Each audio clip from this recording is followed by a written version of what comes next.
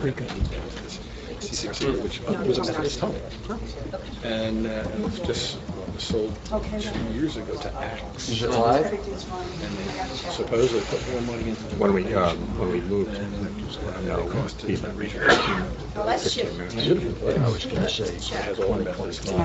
something like that. Yeah, flexible. By the time Can't believe how many they spent. Yeah, they went back. Oh. Yeah, they had Oh, she's here. That's what I heard from my cousin. I said, Was it down at East Point, or where was that? it's near the Pennsylvania border, right near Winterton. Oh.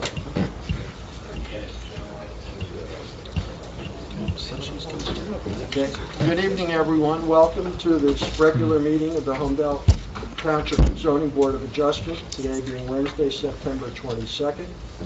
We're meeting here in the meeting hall in Town Hall. Jerry, want to be called to order, please? In accordance with the Open Public Meetings Act, NJSA 10:4-10, I hereby announce that adequate notice of this meeting was provided in a notice dated January 6th, 2021, and amended August 13th, 2021, and was sent to the Asbury Park Press, the Two River Times, and posted on the bulletin board of Town Hall, filed in the clerk's office, and posted on the township's website. Roll call, please.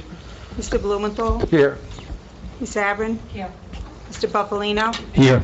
Ms. Campus? Here. Mr. Hearn? Here. Mr. Pesci? Here. Mr. Urbanitopoulos? Here. Ms. Kalor? Yes. And Mr. Latif?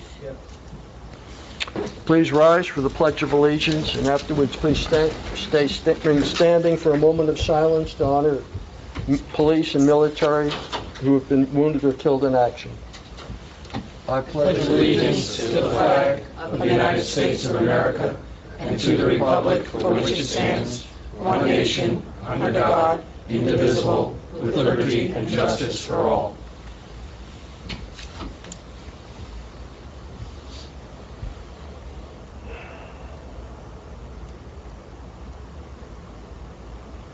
Thank you.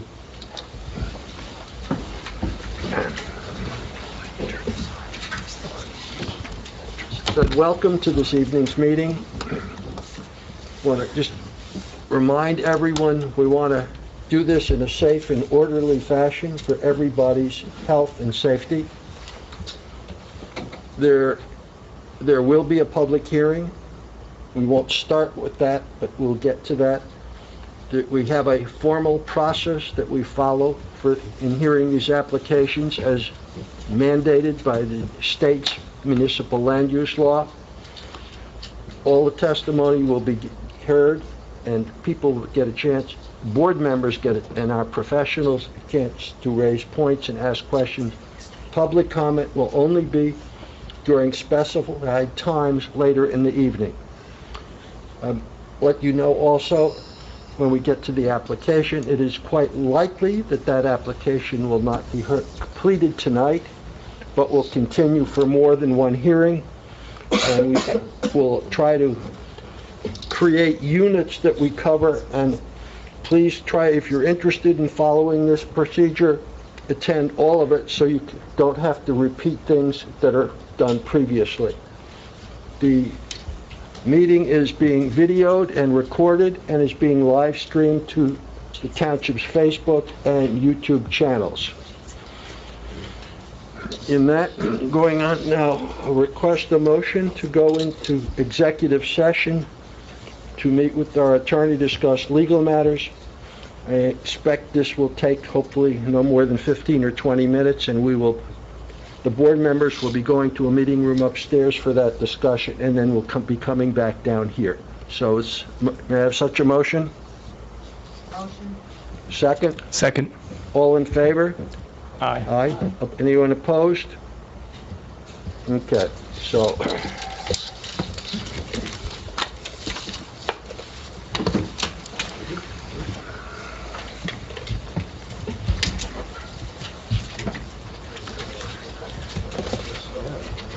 Loretta, you want to lead the way? Yes. Please? I know. Yes.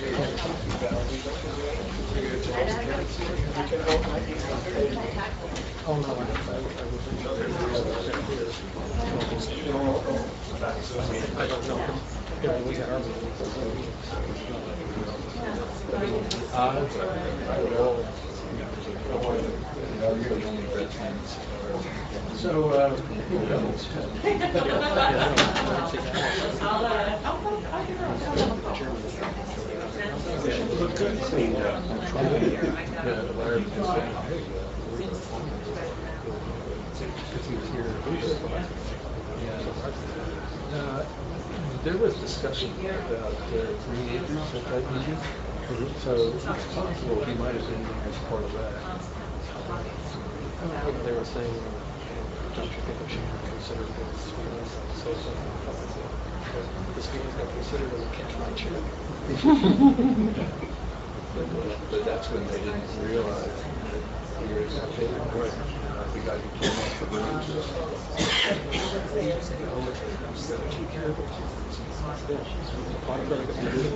And then someone said,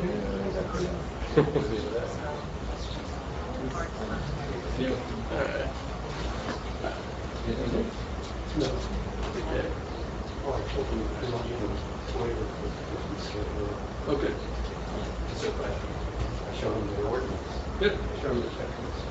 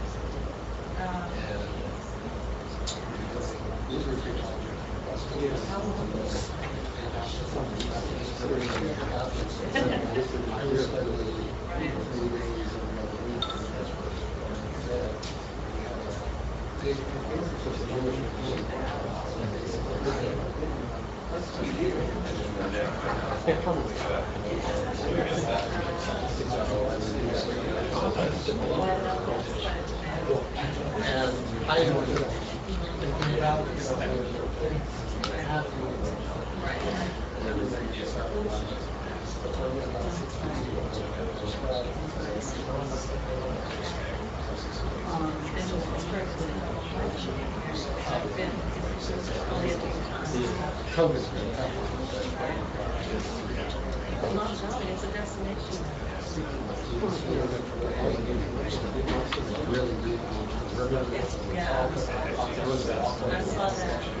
I showed them the video. We, 5 years ago, saw house. It's very cool comic book. It's just that the rest of it is wow. Did I really wind you up that much? I told you, I'm not gonna fight on that hook. Yeah. I told, actually Joan mentioned, because I told her before what she said, and she said, Shanty, just remember what Larry said. Yeah. It's very calming. Yeah. It really is. It's not my concern at the end of the day. That's exactly right. It's a wonderful thing. And the thing is, if he doesn't want it, I want no problem. Exactly. 36 years, isn't that? I see. We've only been working together for 36 years. I thought it was 35, because time was flying by so much. But for Debbie, it feels a lot longer than yeah. You just can't make that same mistake on your anniversary. Oh, yeah. Well, Is it only been 45? well, it was 40. See Joan say Oh, she would. Oh, Well, Melanie would as well. yeah. Yeah. Hmm? Yeah, and you were there. We're gonna be 37 next June. Wow. That's because you're so much older. Right, I know. So it was my 45th, so that was pretty easy to remember. I don't remember what we did, but I'm sure it wasn't very exciting. We had kids. Yeah. No, that was the 40th. Yeah. So I got duped. Yeah. Time flies by. Right? So half of it is that We're going to be 48. Okay. Yeah, I got to practice. Yeah, really. So we went down to the Elmhurst Beach Club. We were going to go down there for a surprise party for the people who were driving us down. And we walked in, and I didn't see it, but Joe said, "Oh, there's a banner outside. That's kind of odd. That would say Happy Birthday, Bob." So we walk out there, and it was a big banner saying Happy Anniversary. And our kids and everybody else had tripped us. Oh. It was wonderful. She's got the Easter baskets on her arms. I did see a picture of Joan and I, but we figured out it was kind of like the When the light bulb went off? yeah, lost. Very special. Thanks for coming. So, what's going on tomorrow? Putting your stuff away?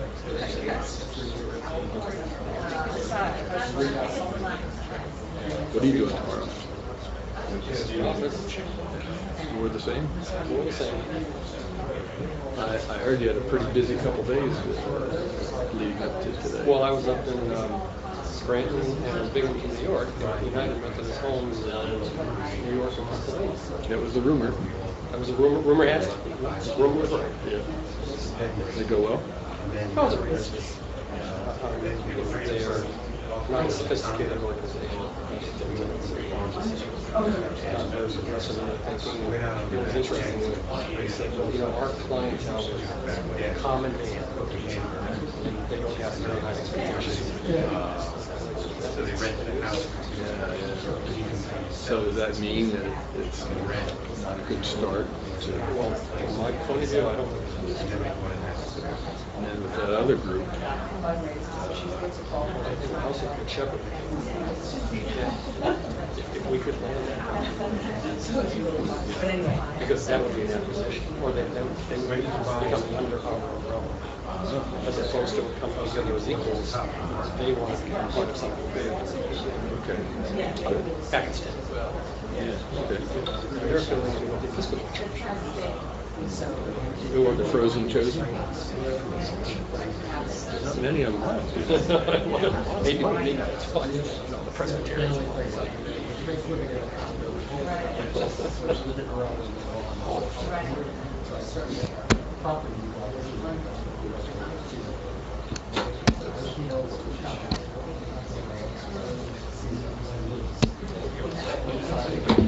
Very sweet. Right.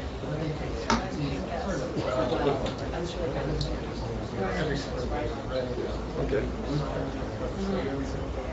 Okay, I have a lot of people looking over me. Good thing. Yeah, it's a very good thing. Lucky. Mom, I'm glad you had a good time.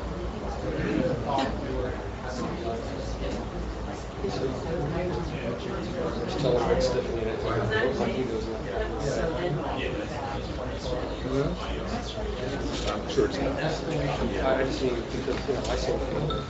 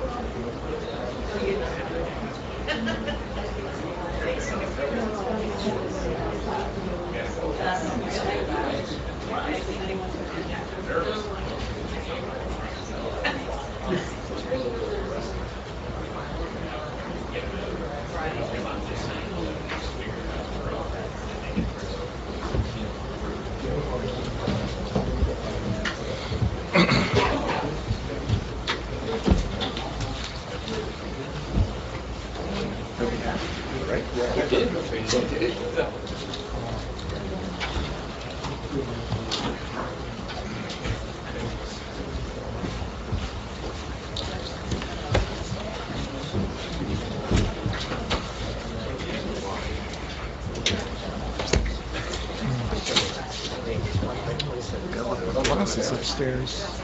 I did. My reading glasses. Guys, both? Both pictures? I gotta see those. I'm gonna just, so, with that mask on, I'm sure you Yeah, got it. okay. Oh, you got two, I'm sorry. Yeah, well. Okay. Yeah, motion to go back into public? Who made that motion? Second. Valerie? All in favor? Aye. Aye. Thank you, and sorry for the delay. We'll move on into our agenda. And the first item is item 2. Jay? 470 Red Hill Road, the Enclave at Holmdel Dementia Center. Preliminary/final site plan, number 2026-6, block 49-62, lots 40 and 40Q, and 41 in the R40B zone. Applicant seeks a use variance to create an assisted living residence, which will be a facility for those suffering from dementia for 105 residences. The facility will consist of state-of-the-art residential memory support, a program that will house a variety of innovative programs and building design concepts, including an assessment program, educational services, and extensive community outreach and support. Okay, this part is not so much a public hearing, but discussion by the board about the potential need for completeness waivers as required by municipal land use law. Applicant is asked to submit a complete application, and only when it's deemed complete does the clock that the MLUL sets takes off and starts the time that the board has to consider the application. Our engineer did a review of all the materials that were submitted, consistent with what's required, and it's a 10-page checklist. He issued a second completeness review letter on July 20th. And Bob, would you care to summarize, please, that? Yes, Mr. Chairman. On the second completeness review, the applicant provided sufficient amount of information from an engineering standpoint to deem the application complete. For a first engineering review, the only concern that we had was that we do not recommend the board grant the waiver for the trees and landscaping. But that's not so much a waiver for completeness, but it's a waiver from the actual hearing process. We recommend that they supply that, so that really wasn't technical.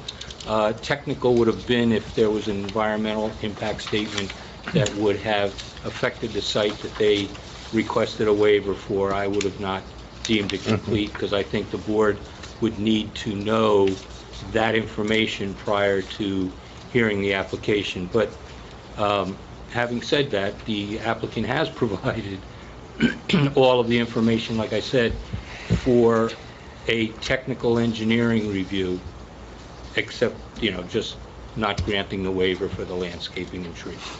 Okay, Kate, is there anything that's incomplete from your perspective? No. This time, Loretta?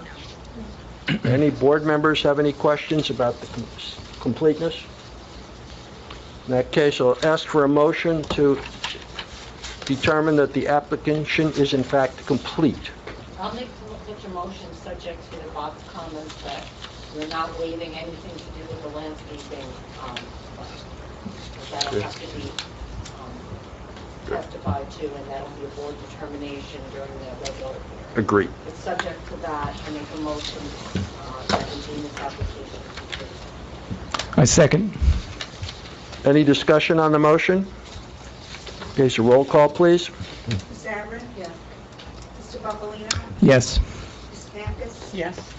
Mr. Hearn? Yes. Mr. Pesci? Yes. Mr. Orbanakopoulos? Yes. And Mr. Blumenthal? Yes. Okay, this application is deemed complete. We move then into the next item on the agenda is the beginning of the public hearing on this application. As I indicated earlier, we're going to be following a formal process as mandated by the municipal land use law.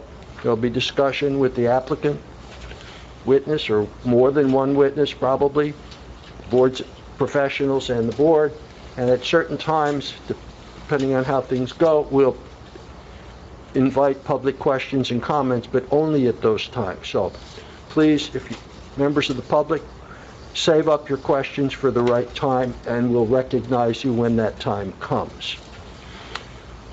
Okay. So, Loretta, is the notice and escrow in order? Yes, they're both in order. Does any member of the board or the applicant staff have any conflicts on this application? No. I will please state for myself that I am also a member of the Environmental Commission. However, I have routinely recused myself from the Environmental Commission meetings when they considered any zoning board applications, and I've done that for the past year plus. So they schedule their meeting so that the zoning board comes at the end, and at that point I just leave. So there is a letter from the Environmental Commission, and I only first saw it the same time everybody else here saw it. I had no involvement with that. So from my perspective, I do not have a conflict there. So does anybody else have aware of any conflicts that anyone here may have?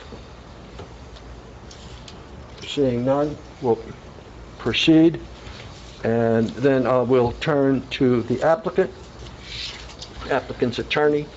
Thank you, Please Chairman introduce Blumenthal, yourself and members of the board, professionals, members of the public.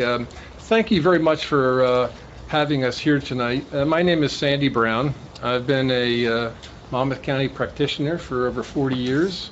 I've had the great pleasure of being the general counsel for the United Methodist Communities for going on 30 years. I've been involved with their projects throughout the state during that time. We are excited to present this matter to you, and I wouldn't suggest that you would want to hear me at length because I'm going to have the first witness testify very quickly, and he will be Larry Carlson. He's the President CEO of the United Methodist Communities. And we also have other witnesses here who I'll just very quickly turn to. David Hoagland is here. He's a project architect out of Pittsburgh. He would be the next witness. That would be followed by our project engineer, Mr. Hal Simoff. If there's time, we also have one of the senior vice presidents of United Methodist Communities in charge of dementia issues, and that's Cindy Jakes. We also have a planner who will be here supposedly a little while later. From a procedural point of view, I would like to identify and presumably have marked for at least identification 2 exhibits to start with. A1, which has been pre-marked, is something that's in your package, but it's a bit unique for a regular use variance. It's called a project narrative. For those of you who have had the opportunity to read it, I would suggest it gives you somewhat of a good explanation for what Methodist Communities is about and about this project. And also attached to that project narrative is a May 3, 2021 certificate of need issued by the New Jersey Department of Health. And I would ask Mr. Playfer who I should give this to. Just give it to Loretta, our board secretary. Loretta, thank you.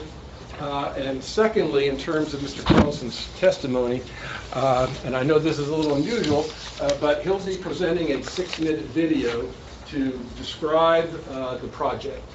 And so this is actually a thumb drive of it, and I'd like to have that marked as A2. So I'd just like to let people here know, and anyone who's listening or watching on the live stream, the video will be visible in this room when he gets to it on the monitors that are here. It will not show up on the live stream. However, it has been posted on the township website together with the other materials that the applicant has submitted.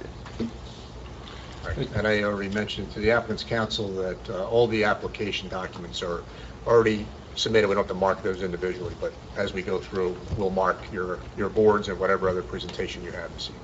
Yes, we did talk about it. Thank you very much for repeating that for the record. And without further ado, unless there are any questions, we're ready to proceed with Mr. Carlson. Fine. You would like to introduce Mr. Carlson and indicate what his credentials are? We'll swear him in first. Okay. You want to swear in everybody at first? Do it all at once? That's up to...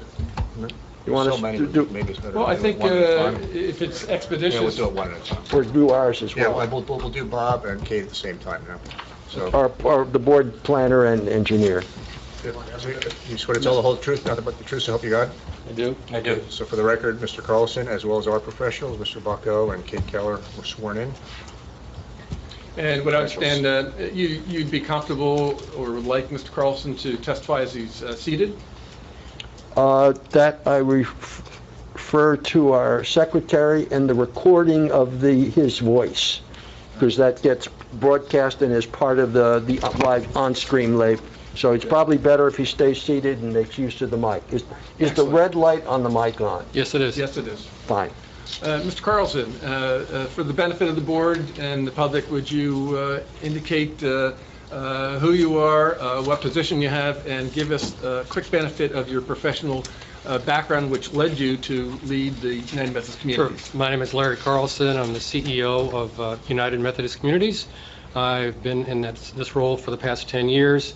I've been working in this industry for the last 45 years and have worked in all facets of senior living in a number of states around the United States. And have you been involved particularly also in the care of those who have dementia? I have. And what's your background in that field? Well, I'm a licensed nursing home administrator here in New Jersey. Okay. Very good. I would offer Mr. Carlson as an We expert. accept his in elder care. credentials, so welcome, Mr. Carlson. Thank you. Please proceed. Sure. Good evening. My name is Larry Carlson. I'm the president and CEO of United Methodist Communities, and I want to thank you for this opportunity to present our project to you tonight. United Methodist Communities is a faith-based, not-for-profit organization founded over 100 years ago in Monmouth County to provide housing and services for New Jersey seniors. Today, UMC operates 9 senior living communities and a home health agency, and although Methodist in name, we serve people of all faiths and backgrounds. Our comprehensive care facilities provide skilled nursing, assisted living, memory support, and independent living. The parent corporation is governed by an 18-member volunteer board of directors from the wider New Jersey community. UMC employs just over 1,000 people and serves 1,800 seniors across the state. Day-to-day operations is led by me as the president and CEO, and by an executive team which includes Cindy Jakes, the vice president of housing and community initiatives. Cindy has been a key leader in creating the programming for the Enclave. For decades, the blueprint of memory care has been viewed through the clinical lens and placed in an institutional setting. Though perhaps well-intentioned, the combination of a generalized approach and facility setting creates a palpable angst among seniors and their families. And for them all, the decision comes at the end of a long journey that has seemingly taken far more than just memories. The UMC Board of Directors and leadership have determined that a major strategy for UMC's future is innovation and leadership, and the provision of care of those with Alzheimer's disease and other dementias. To that end, UMC has embarked upon the creation of a Center of Excellence in Dementia Research, Diagnosis, Community Resource, and on-site supportive living. I traveled to Amsterdam, Holland several years ago to visit a dementia village called Enclave. I was inspired by this new way of providing dementia care and determined that UMC should bring this concept to the United States. And after a year-long search for a suitable piece of land, UMC found the Potter Farm as the perfect place for our dementia village, the Enclave at Holmdel. The land is owned by UMC's subsidiary entitled the Enclave of Holmdel Incorporated, which is also a 501c3 organization.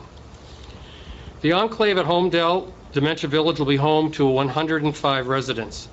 While licensed as an assisted living community by the New Jersey Department of Health, the Enclave will be a unique type of dementia care facility. So how would you prefer to spend the last years of your life? In a sterile, hospital-like institution, or a village with a supermarket, a pub, a theater, a park with an easy walking distance, a place where you can live with people who can be your friends with a family-scaled community setting? Dementia is a terrible disease, and currently there is no cure. It affects the brain, causing people to become confused, anxious, depressed, and aggressive. Most end up in a traditional assisted living or nursing home setting. Now, I've worked in senior living for over 40 years, and what I have seen is that people who live in an institutional setting can be more confused by their environment because they see it's a hospital environment with doctors and nurses and other staff in uniform. They live in this institutional setting and they do not understand why they live there. They look and hope to go home again. What happens in a traditional nursing or assisted living setting is just more confusion. We add confusion to confusion. And this is not what people need. They want to have a life and help, our help, to deal with their dementia. They want to live in a normal house, not an institution. They want to live in a place where they can smell their dinner on the stove in the kitchen, or be free to go to the kitchen and grab something to eat or drink, or go out the front door and take a walk on a beautiful day. These simple pleasures are what they need and what they long for. And this is what we should provide for them. We should structure this like a home, so they do not have to live with a group of 15 or 20 or even 30 in a nursing home or a regular assisted living community. No, a small group of people, 6 or 7, family-like, living with friends. People with dementia want to live with others with similar values and experiences, living their own life in their own household. But there is more to life. People with dementia want fun in life, and they want to experience a meaningful life. They need a social life just like we do, just like they did before dementia. They want to get out of the house and do some shopping, or go to the theater or bistro and share a meal with friends and family, or walk in the park and sit on a bench in the sun hoping that a passerby will come by and smile, or have a conversation about life, or about the goats in the field, or the butterflies in the garden. Social life is important. It means that we are part of society, that we belong, and it's what people need, even a person living with advanced dementia. And the Enclave at Holmdel will be such a place. The Enclave will introduce a truly revolutionary life-forward model in the United States, one which will make Holmdel proud, one that focuses on quality of life and the creation of an environment that increases confidence and gives living momentum and purpose. Imagine all the things that make life worth living: a home, a family, a community, fulfilling days, even as someone's life's moments are lost. Centered around holistic well-being, the Enclave seeks to equip and educate families and communities while serving our aging population with dementia. The Enclave features state-of-the-art housing built within a secure boundary of a complete community which restores life's normal rhythms. Only at the Enclave can a parent have the choice of leaving the house, walking to the grocery store, going to church, eating in a restaurant, attending a meeting, or walking in the park. And only because of the Enclave can an adult child caregiver make the confident choice for their whole family to keep living the life they know and love. At the Enclave, we aren't simply building a new type of senior living. We're committing to boldly reinvesting life into living. And now we'd like to show you that video, which is about 6 minutes. So, remind those that are listening on from the live stream, the video won't show, but is available on the township's website.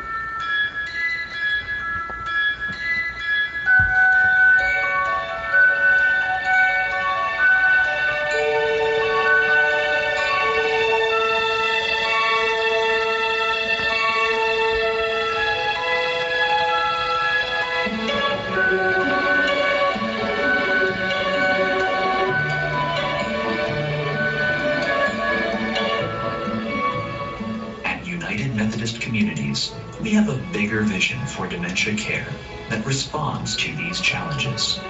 One that pushes the boundaries of what is possible for supporting older adults, their loved ones who share the journey with them, and the communities in which they live.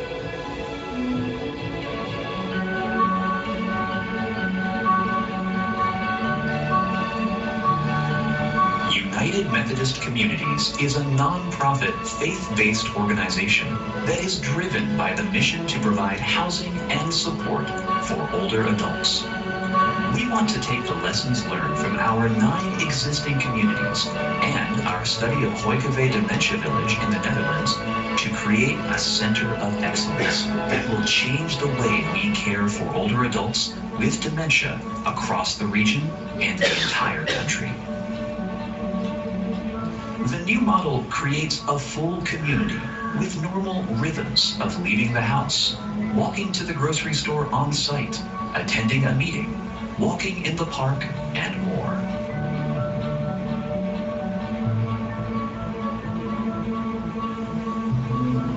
Located across the river from New York City, Holmdel is a beautiful rural community known for world-class innovation in a rural setting.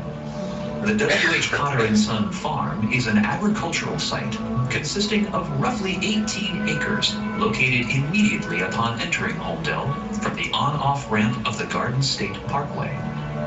Surrounded by quiet residential neighborhoods, it represents the perfect setting for the model of care UMC is trying to create.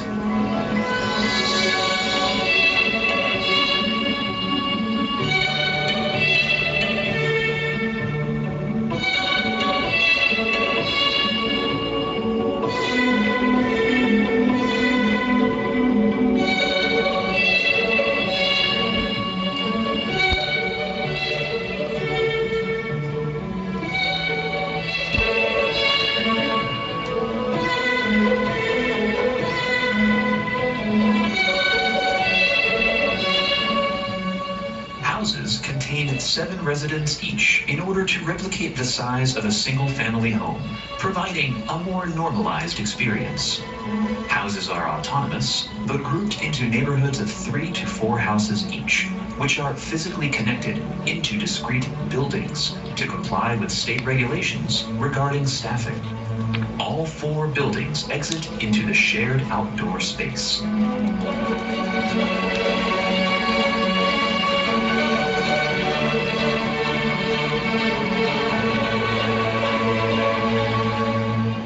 Central to the design are prominent spaces that can be personalized by residents, both at the individual and house level, to provide a level of ownership that is not possible in larger institutional settings.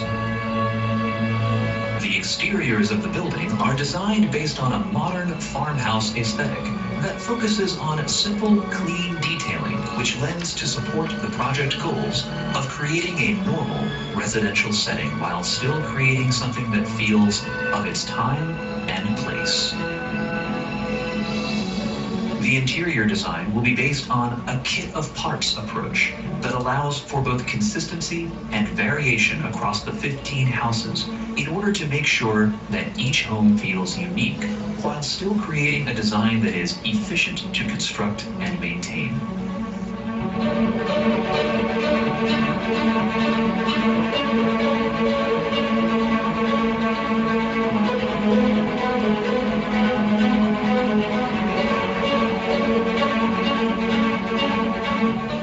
The Center of Excellence will be intentionally connected with resources of the greater community.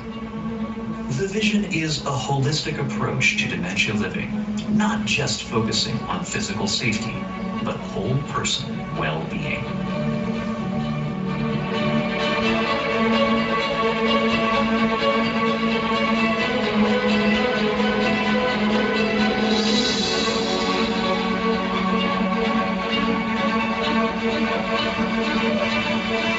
At United Methodist Communities, this verse is key to our faith-based mission. We believe that this new model of care is a crucial step forward in bringing abundant life to those affected by dementia through supporting caregivers, enriching life holistically, engaging individually, respecting the individual, maximizing the quality of life, utilizing technology, assisting with diagnosis, assessing for support needs, connecting with the community, and providing supportive housing.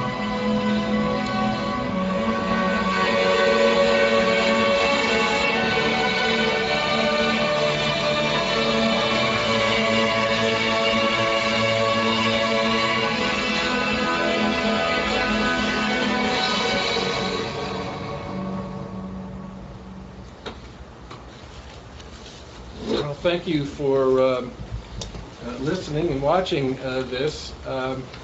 I must say, this was not created just for this presentation this evening. It is used to show people in the community what we would hope to build and operate. And I must say that over the last year or so, we have reached out to the adjacent community, the HOA leadership, and this actually has been shown to anybody in the surrounding community who's interested in watching it. That would be the end of the testimony of Mr. Carlson, who's fled here already, but Get out of the way. I know there would be questions of him, and Certainly. I'll certainly abide by whatever you would like. But of course, with the introduction like this, you probably have a lot of questions about site plan, about architecture, about some of the concepts involved. And we do have technical experts here to go into that. So Mr. Carlson will be here throughout the proceeding. He can answer questions now, or you could hold some of the questions to see if they're answered by the next witnesses. So it's up to you, Okay. Mr. Chair. Well, that I think was a very educational, informative presentation. I thank you and Mr. Carlson for that. And I think it would potentially be appropriate to let our professionals and board members ask questions, but to keep the questions at what I'll call the concept level, which is what his presentation was about, rather than getting into the nitty-gritty of how tall are the ceilings or whatever. in Right. detail. So who would like to start? Bob? I have a couple questions, Mr. Chairman. Go ahead. The facility, your number of employees and the hours of operation? Cindy Jakes will be testifying Okay. to all the specifics we would like on that, and we have documentation to any degree that you'd like to see it. All right, so again, public access, I know the residents and the families would be there, but would it be open to anybody that wants to come in? You want to address that in terms of how it would be open to members of the community? Well, it would be open to the members of the community in terms of coming to visit Right. the residents. We understand that the families and relatives, but would there be any access to anybody who just wants to walk in and see what it's all about? Well, sure.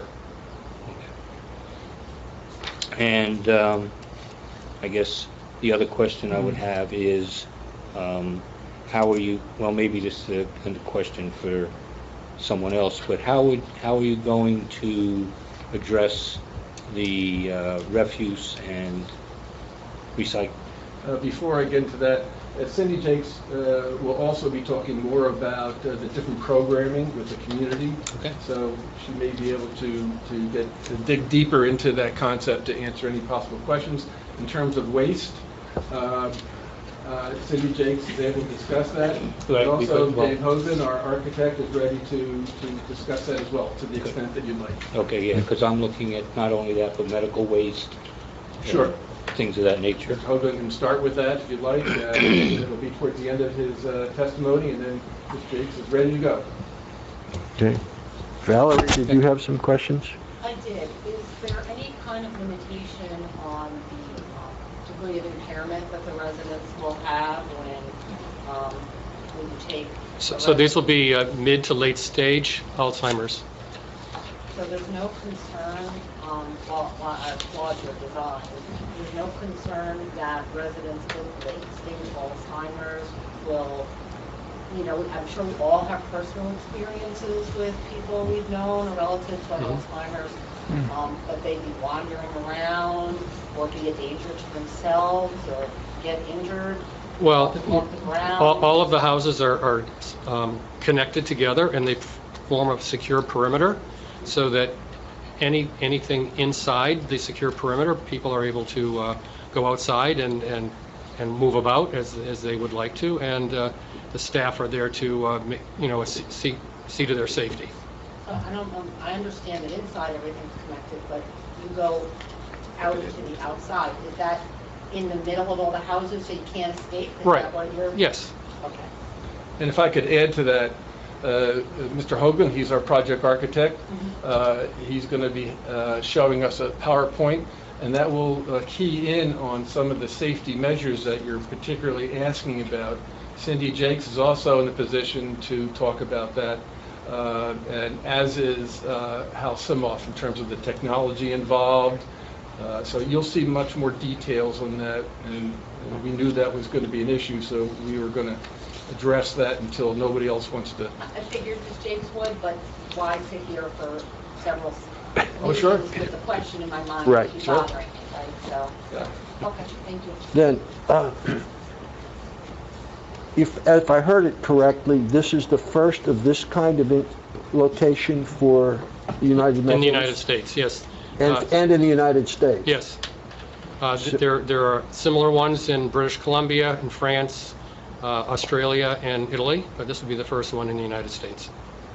What's the hope of this design? Well, I mean, it's really to normalize life for people who are struggling with dementia, and to bring the natural rhythm of what they normally would experience back, so that we just aren't adding more confusion to confusion. Okay. Dimitri? Is this facility, are we able to get COA credits for our town? Yes. Do you have an idea how many we would get? Yes, I do. Yeah. I'll turn your attention to Exhibit A1.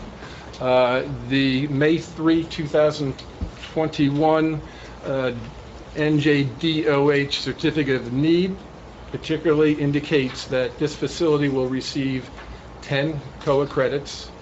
and therefore that will benefit the future plans of Holmdel to comply with COA standards. I know that your next phase will be coming up in the next few years, and the certificate of need also goes into details about how those slots will be maintained continually. Okay, the next question. A person that wants to come there, is this funded by the state? Is this funded by the church? Is that everybody pays on their own? How does this work? So 10% will be public assistance from the state of New Jersey, 90% is self-pay. Okay, so the church has no United Methodist part of it. That's a church, I presume? Well, we donations. I mean, we receive donations through the church, but it's not to underwrite the cost of operations, but to support some of the programs within it. Is this typically covered at all by any insurance or Medicare? No. Then I'm presuming, and I prefer not to presume, that since the residents are there 24/7, that this will be staffed in a secure way with rotating shifts, et cetera, 24/7. 24/7, yes. And how many attendants will there be per house or section? Well, day shift, afternoon, and nights are all a little bit different, but there's always someone inside the house to maintain what's going on and keep track of the 7 people who are living inside that each of those houses. Cindy Jakes also has a very detailed schedule if you'd like to hear exactly who will be on site in any particular time, 24/7. Mm-hmm. Also, the Methodist Communities does have a fund to assist folks in the existing facilities throughout the state. Different gift of care program. Would you describe that a little bit more? It's a charitable care, so that if someone should run out of resources, we do not ask people to leave if they run out of resources, that then they come onto the charity of our foundation. Yeah, the United Methodist Church in New Jersey has approximately 500 churches, and many of them do contribute on a regular basis to this fund. Is that fair to say? Yes, that is fair. So that would be in addition to Medicaid then coverage? Yes. Okay. Yes. Just following up on Francine? Valerie's concern, I know you said the buildings themselves are secure. Will the community itself be like a gated community? Will there be gates around all of the buildings and also limited access? So the limited access, you have to come through the front door in order to come into the secure perimeter. Front door or? The front. I'm talking about the grounds. Are there going to be gates? No. Let's say somebody came in, not the residents that somebody's watching in the building, but somebody else coming on the property. We don't have gates around. I mean, Somebody not wanted is Yes. what she's saying. Well, I think you used the word secure perimeter before. Yes. What is that? What does that mean? Yeah. So, There's a fence going around. That's what I'm asking. right, so all of the houses are joined together by a fence. So there's only one way to get inside the secure perimeter, and that's through the front door of the main entrance of the grounds. Like a compound, right? So Yeah, you go through the front door. and Yeah, like Bow Ridge, In the you have, Right. individual houses. And Mr. Hoagland's presentation, which will be next, will give you a much more graphic visual of exactly what we're talking about. Okay. Well, Chris, Okay. I think that you go into the front door, and then all of the way into there's only one way. You can't go anywhere inside of that community without going through the front door. So while they can go outside, they're on like the other side. Think like your backyard gated in. Mhm. They can't get out or in Right. any other way. Correct. That's Mhm. what I'm understanding, Correct, right? yes. I'm more concerned with, that the other people from outside Yeah, get but to it's, the property. I understand. They would have to go through the front entrance and by the security guard at the front entrance. Okay, so that's what okay. I understand we're going to talk about this by way of houses, so is 7 residents per house? Are they in individual bedrooms, or are Yes, they it's a- sharing rooms? No, there's seven bedrooms, 7 bathrooms, living room, dining room, kitchen. And then a room for the caregiver? The caregivers aren't sleeping, so They're out in the main common area? they're in the main part of the house. Oh, so none of the caregivers are residents? None of the caregivers are residents, that's correct. Okay. Are there medical offices of the tenants? Yes. And would also, is there full-time medical office? Sadaka, can you use the microphone, please? So it gets picked up. Is it on? Is the microphone on? Either push the button or turn it over and flip the switch on the bottom. It's on. It's on? Are there medical offices So- and how are they staffed? The second thing with the Alzheimer's is different severity of the disease. So it's not being more severe, we have more attendance in that house. Because they need more monitors. Bob, did you hear what she said? Can you repeat it? So we can record it? I'm not sure we didn't all I catch couldn't it. hear anything back here. Right. Make sure the mic is on. She, No, okay. the red light has to be on. The red light, Light on it? Yeah, okay, there was, so sorry to repeat it to you the third time. Okay, good, that's Are there fine. medical offices on the premises? You said yes, and what are the hours of that and how many doctors? The second part of it was with severe diseases of Alzheimer's, if they need more care, would they then pay for more attendants? Would there be more attendants in that house when they're severe disease? So there are medical offices on the campus, but just like you would in any other assisted living building, each resident has their own physician relationship. And so it's not like we have a physician office that they have hours from 9 to 5, Monday through Friday. People are coming into the building just like they would in any other assisted living building. And in terms of the acuity level for the different houses, there's sort of everybody's at a different stage, and we're typical staffing ratio from the other 4 buildings we operate throughout New Jersey is a 1-to-7 ratio, which is really how we landed on the ratios that we have on this project. If I could ask you a couple of follow-up questions on that to possibly amplify your question's answer. Would you describe the other facilities that provide dementia care and how they're different? Well, mostly because the other dementia communities have about 24 to 26 residents in each neighborhood, and so you're really living in that larger congregate setting. And what this model is trying to do is to break it down to that household scale, family scale, so that people aren't having to relate to 24 or 26 other individuals, but only relate to that family size again to try to keep it more manageable and more normal. And one of our facilities, which is up in Newton, is called Bristol Glen, which is a typical CCRC, continuing care retirement community. Would you let the board and the members of the public know about how that relates to dementia care and how it's different from the proposed project here? Well, that one has 21 bedrooms, all with one shared kitchen for everybody. The one our building in Ocean City has 26 in similar capacity. So this is really sort of taking what we're already doing with that larger scale and trying to really take it to the next level of sophistication and normalizing it for our residents. So I guess somebody's screening them, but I do know that the severe cases, they can't even take care of themselves. You're assuming that these people can go to the bathroom and do everything on their own. So you rule out, you screen the other kind of patients. Well, I mean, if they need assistance into the bathroom, our staffing aides are going to be there to help them with that. Okay. Yeah, it is qualified under DOH standards as a assisted living facility. So that quality of care that you would see based on a standard statewide assisted living certification is there, except of course this is just for dementia, so it's We're still going to be surveyed by the Department of Public Health under the assisted living regulations, just like every other assisted living building is in the state of New Jersey.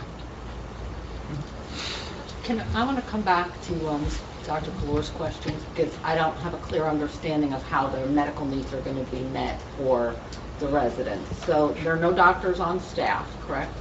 No, they have their own personal physician. And then and that physician probably will come in and make rounds to see if he has, a number of people he or she might be seeing them at that time. There's a doctor's clinic where they can have an office visit right there without having to leave the campus and go someplace. Yeah, there, in the next presentation, you'll see that this entrance structure that Mr. Carlson is referring to, which is the only entrance, is 2 stories, and the second floor is dedicated, at least in part, to the medical office. And if you want to describe a little bit more about that second story. So another piece of this, of the community-facing part of the Enclave is that we're going to be having a partnership with the educational institutions where we can participate in diagnosis and treatment and research into Alzheimer's. And Cindy Jakes can provide more details about which institutions they are and what the prospect is in terms of synergy and education. What's the hope that this model will bring to others in the United States? Well, I mean, I really think that this model is going to elevate the standard of care for all providers across the country. And, you know, as they say, a rising tide lifts all the boats. I think there's potential that people are going to, once they find out about it, want to come here and learn about it, how to do it, and how they can replicate it. So we're really seeking to be a model of new care to impact dementia care across the country for the next generation of people who will be dealing with this dreaded disease. Will this be affordable, though?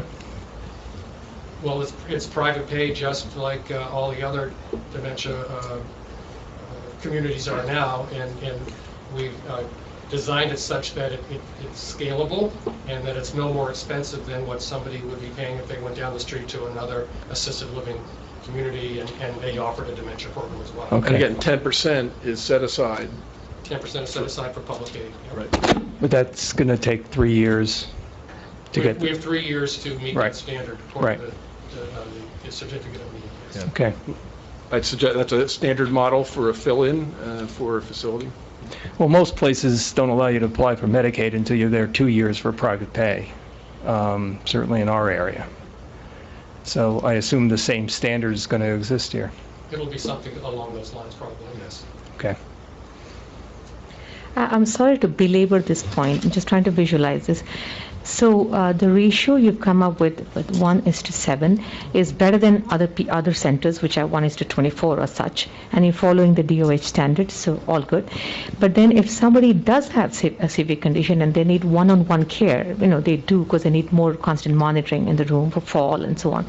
At that point, will there be more attendants than in that same house? That's what I was wondering. Will there then be 3 attendants? Oh, will you have to transfer them back somewhere else if their needs increase? So what happens is, typically what happens in our current facilities is that, you know, we have staff that float, so if you know, 2 people need something right away, we have the ability to meet those needs immediately.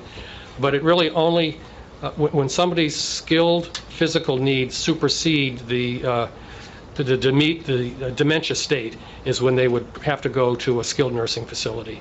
But we're finding in most of our other communities, but by and large, most people stay until they pass, and really very few people actually do have to leave the community, because we do have hospice within assisted living in our other buildings as well.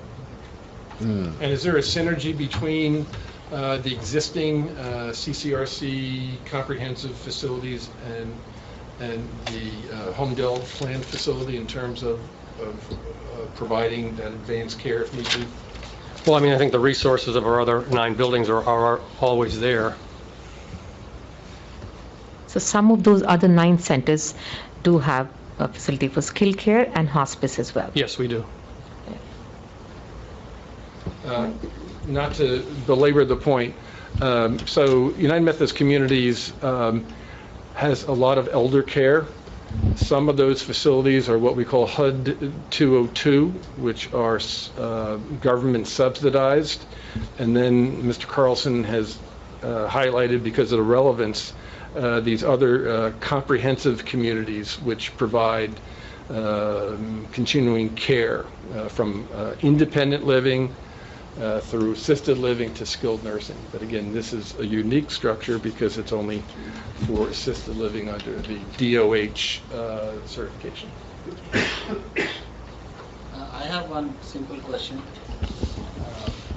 This looks, or to me it seems like this kind of facility that you're describing would be better suited in some rural settings like Pennsylvania or somewhere where you have plenty of land.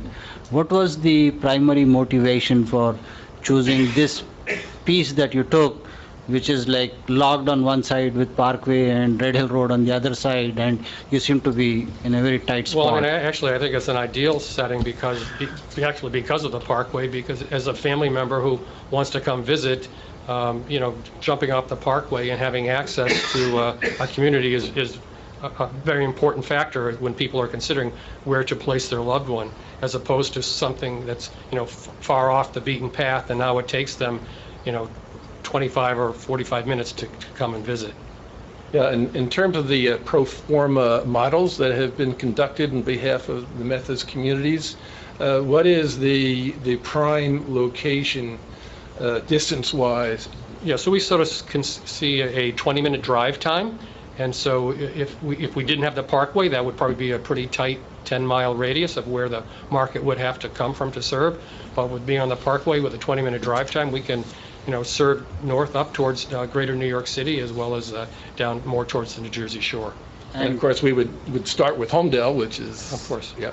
So just a follow-up question. Typically, how often do people visit their loved ones on such a facility? Well, that's a very unique question, but dependent on the family. I mean, we have some families who are there every single day, and there are some other families who live out of town and they come on a less frequent basis. Yeah, no, I mean, did you do any study on the amount of traffic that you would have if there are 107 individual residents, 107 families? So, I mean, I think our civil engineer has done a traffic study and can speak to those, the impact of the amount of traffic that the building's going to generate. Just for technicality, it's 105 proposed residents in the facility. David Hoagland, who has been designing senior projects for decades, can also address that, as can Mr. Simoff, and as also Cindy Jakes can. Okay. Any other questions at this point? Seeing none, why don't you go ahead with your next witness then, please? I call David Hoagland.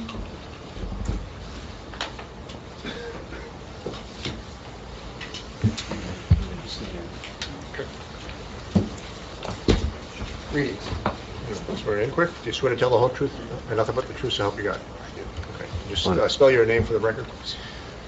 David Hoagland, Hoglund. So, Mr. Hoagland, I've gotten to call you Dave, and I think we decided tonight that we'll be informal, and even though your name is John David Hoagland, we'll go by Dave. And I must say, one of the most interesting stat, which you won't mention, is where are you born, Mr. Hoagland? Oh, I grew up in New Jersey. So I lived in Middlesex County. I went to high school in Ridgewood and then lived in Westfield, New Jersey, before we moved to Pittsburgh. And you live in Pittsburgh now? Yes. And you flew in just for this? Yes. And you're planning to fly internationally in October, and that's why we're having you testify now, is that right? I'm hoping that I will be traveling internationally. A long-awaited vacation. So with that in mind, I'd ask you to, before we ask about his credentials, because of the PowerPoint, I'd ask him to put on the first slide. And you'll see why in a moment. Well, he's going to the first slide. That video was prepared by Perkins and Eastman, is that correct? Correct. And this is prepared also by your office, Perkins and Eastman, correct? Correct. And looking at slide 1, would you now give us the benefit of your professional background and how that led to your being involved with this project, please? Yes. I'm a licensed architect in the state of New Jersey and about 20 other states. I work in a national practice in senior living. We work in about 40 states and 7 countries. We are one of the leading firms, probably in the world, in addressing senior needs. My whole career has been focused on seniors and making really high-quality environments that support seniors throughout their journey. I have written 3 books on senior living and also had the opportunity to travel many, many years ago on a fellowship through Northern Europe for 4 months to look at what was happening and really bring some of those ideas here. I've also been to Amsterdam to see the same project that Larry referred to, the Hogeveen community, which I'll touch on briefly in my presentation. And Woodside Place, which is shown here, was a project that opened 30 years ago this summer. I know I'm not old enough to have done it, but it was my project, and really changed the shape of senior living and particularly dementia care. Attracted ABC News, NPR Fresh Air, about 50 different visitors from about 50 different countries. And I think that this project has the potential to raise that same kind of bar and that same kind of interest internationally. Does anyone have any questions about David's credentials? The credentials as an architect are accepted. We remind everyone that the slides that are showing, I believe, are not going to show up on the live stream of this meeting. However, the PowerPoint slide presentation is available on the township website. And with that in mind, I'd like to show Loretta what's been pre-marked as A3 is in fact a set of color copies of each slide of the PowerPoint. I can't get away without asking you, who was in charge of perfumes in Eastman up until 2018?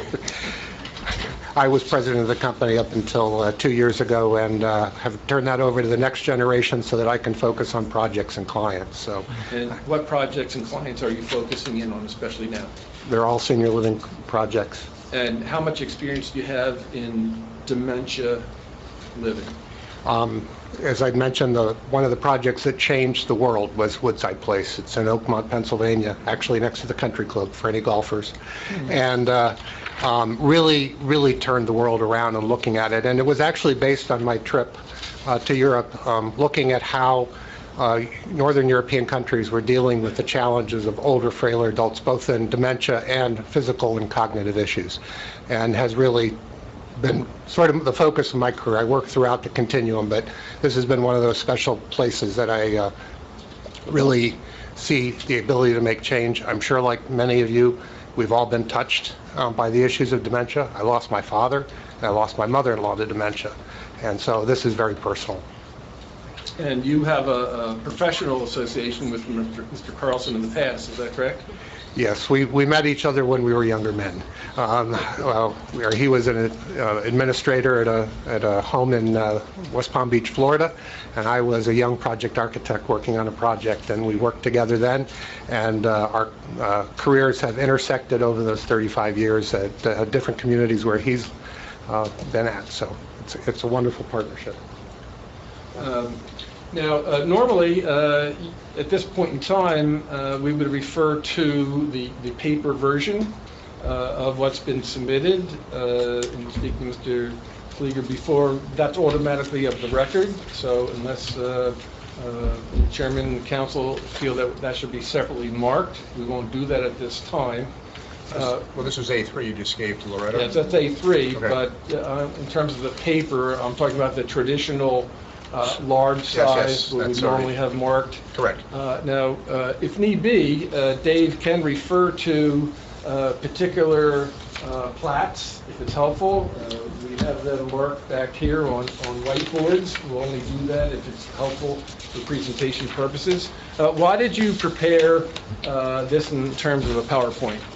We thought that you saw the video, but now it's to really dive into some of the details. And what you'll see is that you'll see the black and white drawings that were in those drawings that were submitted in December of 2020. And now what we've done is we've added some color. So every time you'll see a black and white drawing pop up right after its color, really just to illustrate and make it clear for you to be able to see and visualize the project. All right, would you proceed? Go ahead. So thank you. I believe that everybody's aware of the site from the video right at the access to the Garden State Parkway, the Potter Farm site, and its frontage on Red Hill Road. We are using the entry point right opposite where the traffic light is right now, so our driveway will be right at that same intersection where the existing Potter Farm Drive is, and wind up into the site. And so I'm going to go through this. I know there have been any number of questions, and I'll try to incorporate those, but I assume that as I complete this, you'll probably have more questions, and we can get into that as we go.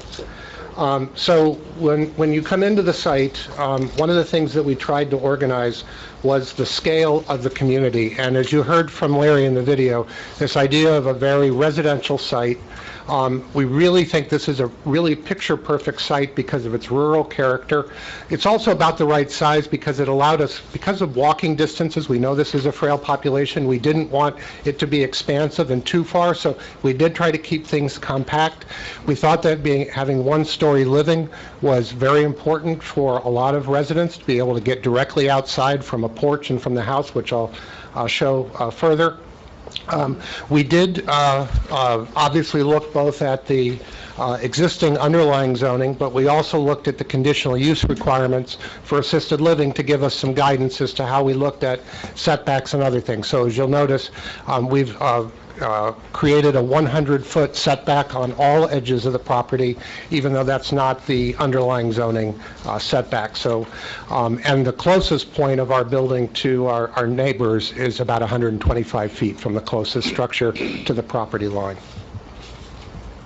The buildings are organized in a fashion where there are 3 or 4 of the houses making up each building. And the green buildings, as you see, are the only 2-story buildings on the property. And those we've tucked over to the southwest side of the property against the Garden State Parkway. We kept the density over there. That's also where our visitor parking and arrival is. And then those buildings are linked to two-story houses. So there's actually like a bridge connection to the second floor houses from the town center building, which I'll explain further. The orange, the blue, and the yellow are all those 7 houses, each surrounding courtyards, and the courtyards have landscaping themes around birds and butterflies and wind and water, and really just trying to make each of them a unique experience as people live on this campus. And then in the center is a purple building, which is our amenity building. It's where it's kind of our clubhouse, where there are activity spaces, a fitness gym for the residents of the community. We also have a barn. We are expecting to have at least a couple of goats and chickens on the site, and we have a greenhouse.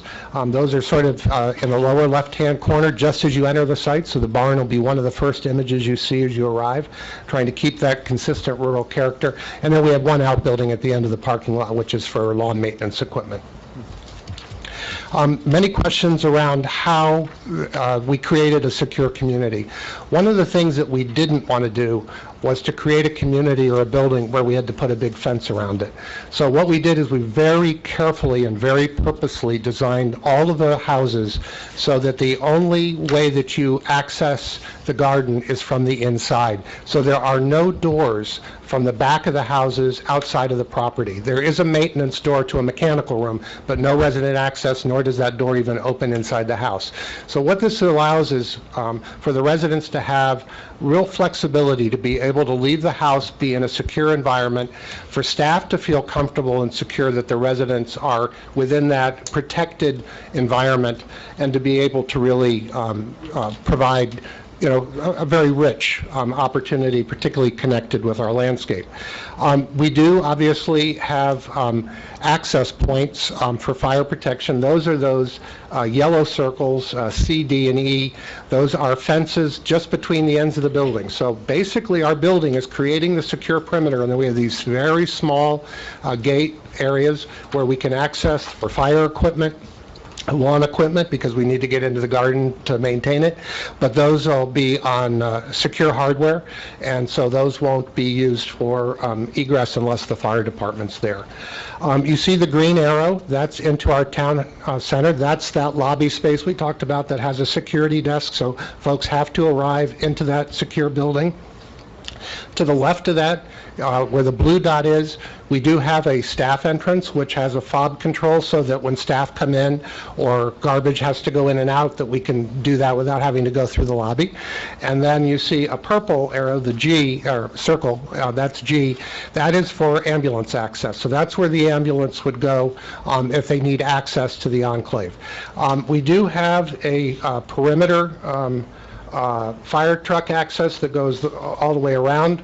We reviewed this preliminarily a number of months ago with the fire marshal to provide access that gets you access to all of the buildings. We also have hammerheads so the fire truck can turn around. Those are grasscrete paved, and Hal will spend more time talking about those. But we do have access to all of the buildings from the exterior perimeter from a fire safety standpoint.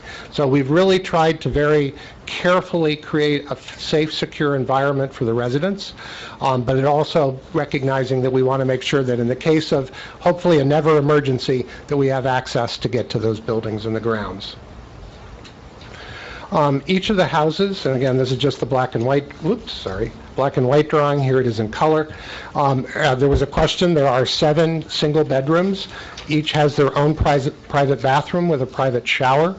All the rooms have bay windows. One of the things that came out of some of our workshops was the idea about how do residents express their interests. They're not living in an apartment, but they are living in a shared environment. So we wanted each of them, whether they're like to read and they would just want a chair in the window to read, or they like to do puzzles, that whatever it is that they like to do, that they have space in their room to engage those activities that are of interest to them. Painters, weavers, whatever they are, seamstresses, those are the things that can happen. Each house has a living room with a front porch that faces onto that secure garden. We have a dining room and a kitchen. We prepare all the meals in the house. There is a grocery store in the town center where the staff and residents will go shopping to buy the groceries for the day. And the idea is, again, to engage the residents in that experience with food, their favorite recipes, what it is those 7 people like to eat. This isn't about an institutional program where we send it all out of a main kitchen and all 105 people are getting the same thing. This is really flexible to allow those 7 residents and their caregivers, the staff, to determine what they really want to eat on any given day. So it's basically a group of 7 plus 1 cooking together? Yes. And if one person wants to do something different, they're free to do so? Yes. And I think Cindy will talk more to that program. We also have a sunroom on the back. There is no access to the outside from that. It's like a Four Seasons room, so that when in the summer we can open up all the windows and you can feel the heat. But in the winter we have a very nice place for people to have another destination in addition to the den that is private.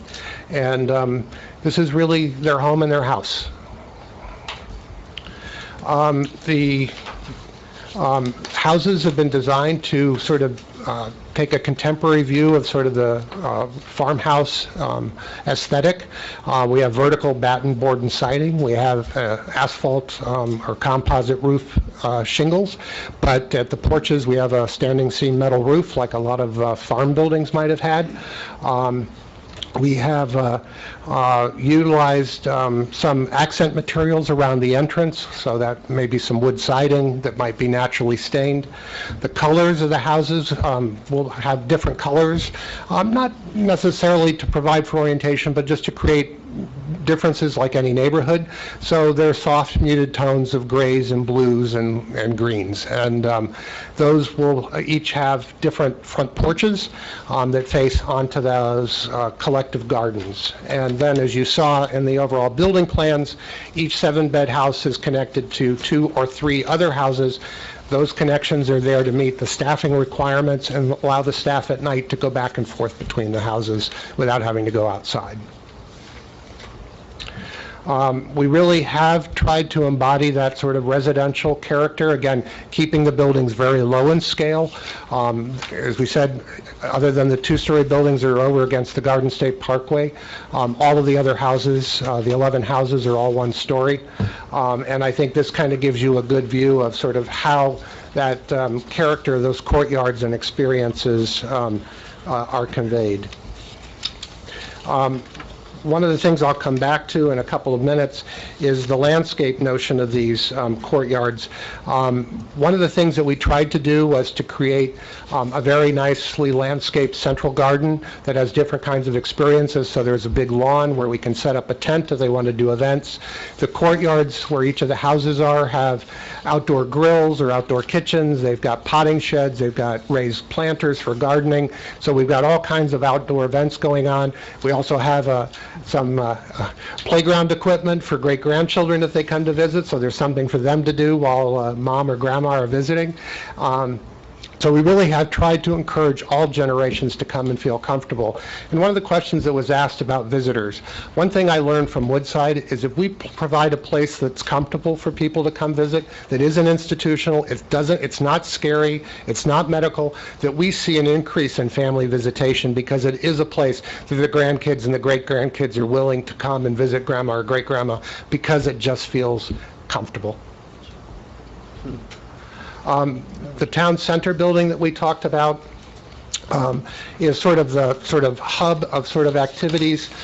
We have a sort of multi-purpose room, an auditorium chapel, so that we can do educational events, we can do music programs, we can do Thanksgiving dinners for groups. We do have a bistro on the campus so that you don't have to have meals in your house every night. If the whole house of 7 residents want to go to the restaurant, they can. Or if somebody's family member comes, they can go and have dinner outside of the house, so that again there's that feeling of leaving and going on an excursion. And I think that is so different than most assisted living communities where people really are kind of stuck in the same dining room, the same experience all the time. We do have some central services, obviously a kitchen to support that bistro. We have a grocery store, which will look like a grocery store with a conveyor belt. Obviously, we are ordering food in advance because we will know sort of what we're going to be planning for meals in advance. But the idea is that everything's very fresh, and that experience of going out with residents that are able to go shopping each day gives us an event to the day. And I think this is what so many people really are yearning for, is something not just sitting idly in a living room looking at a TV screen, but having those kinds of experiences to go out. And so creating those destination experiences, I think we learned from Hogevay, are critically important to how residents have a high quality, impactful life. There was also another question about engaging the community. So one of the things that we have is when you come into the building, we have that secure desk and reception area, but we also have a technology center. So this will be demonstrating different kinds of technology that we will be using in the Enclave, but it will also be technology that caregivers that are taking care of family members at home could be adopting some of those technologies and come in and learn about them. We also, on the second floor, whoops, I should have put that color on quicker, huh? On the second floor, we've referred to, we do have some offices, but this is where the assessment clinic is. This is where the examination rooms are. We do have a conference center for meetings and meetings with family. We have a family visiting room so that when people come and want to talk about, is this the right place for my loved one, that there's places for those families to engage, and also for family members to stay while that family member may be in an examination or an assessment. So this is really reaching out to the community and serving more than the 105 people that'll be resident on the site. The town center sort of follows that same vocabulary, but we kind of looked at larger structures, and so we looked at some of the, as I was driving over today, the sort of big white barns, and of which there were some on the drive over here today.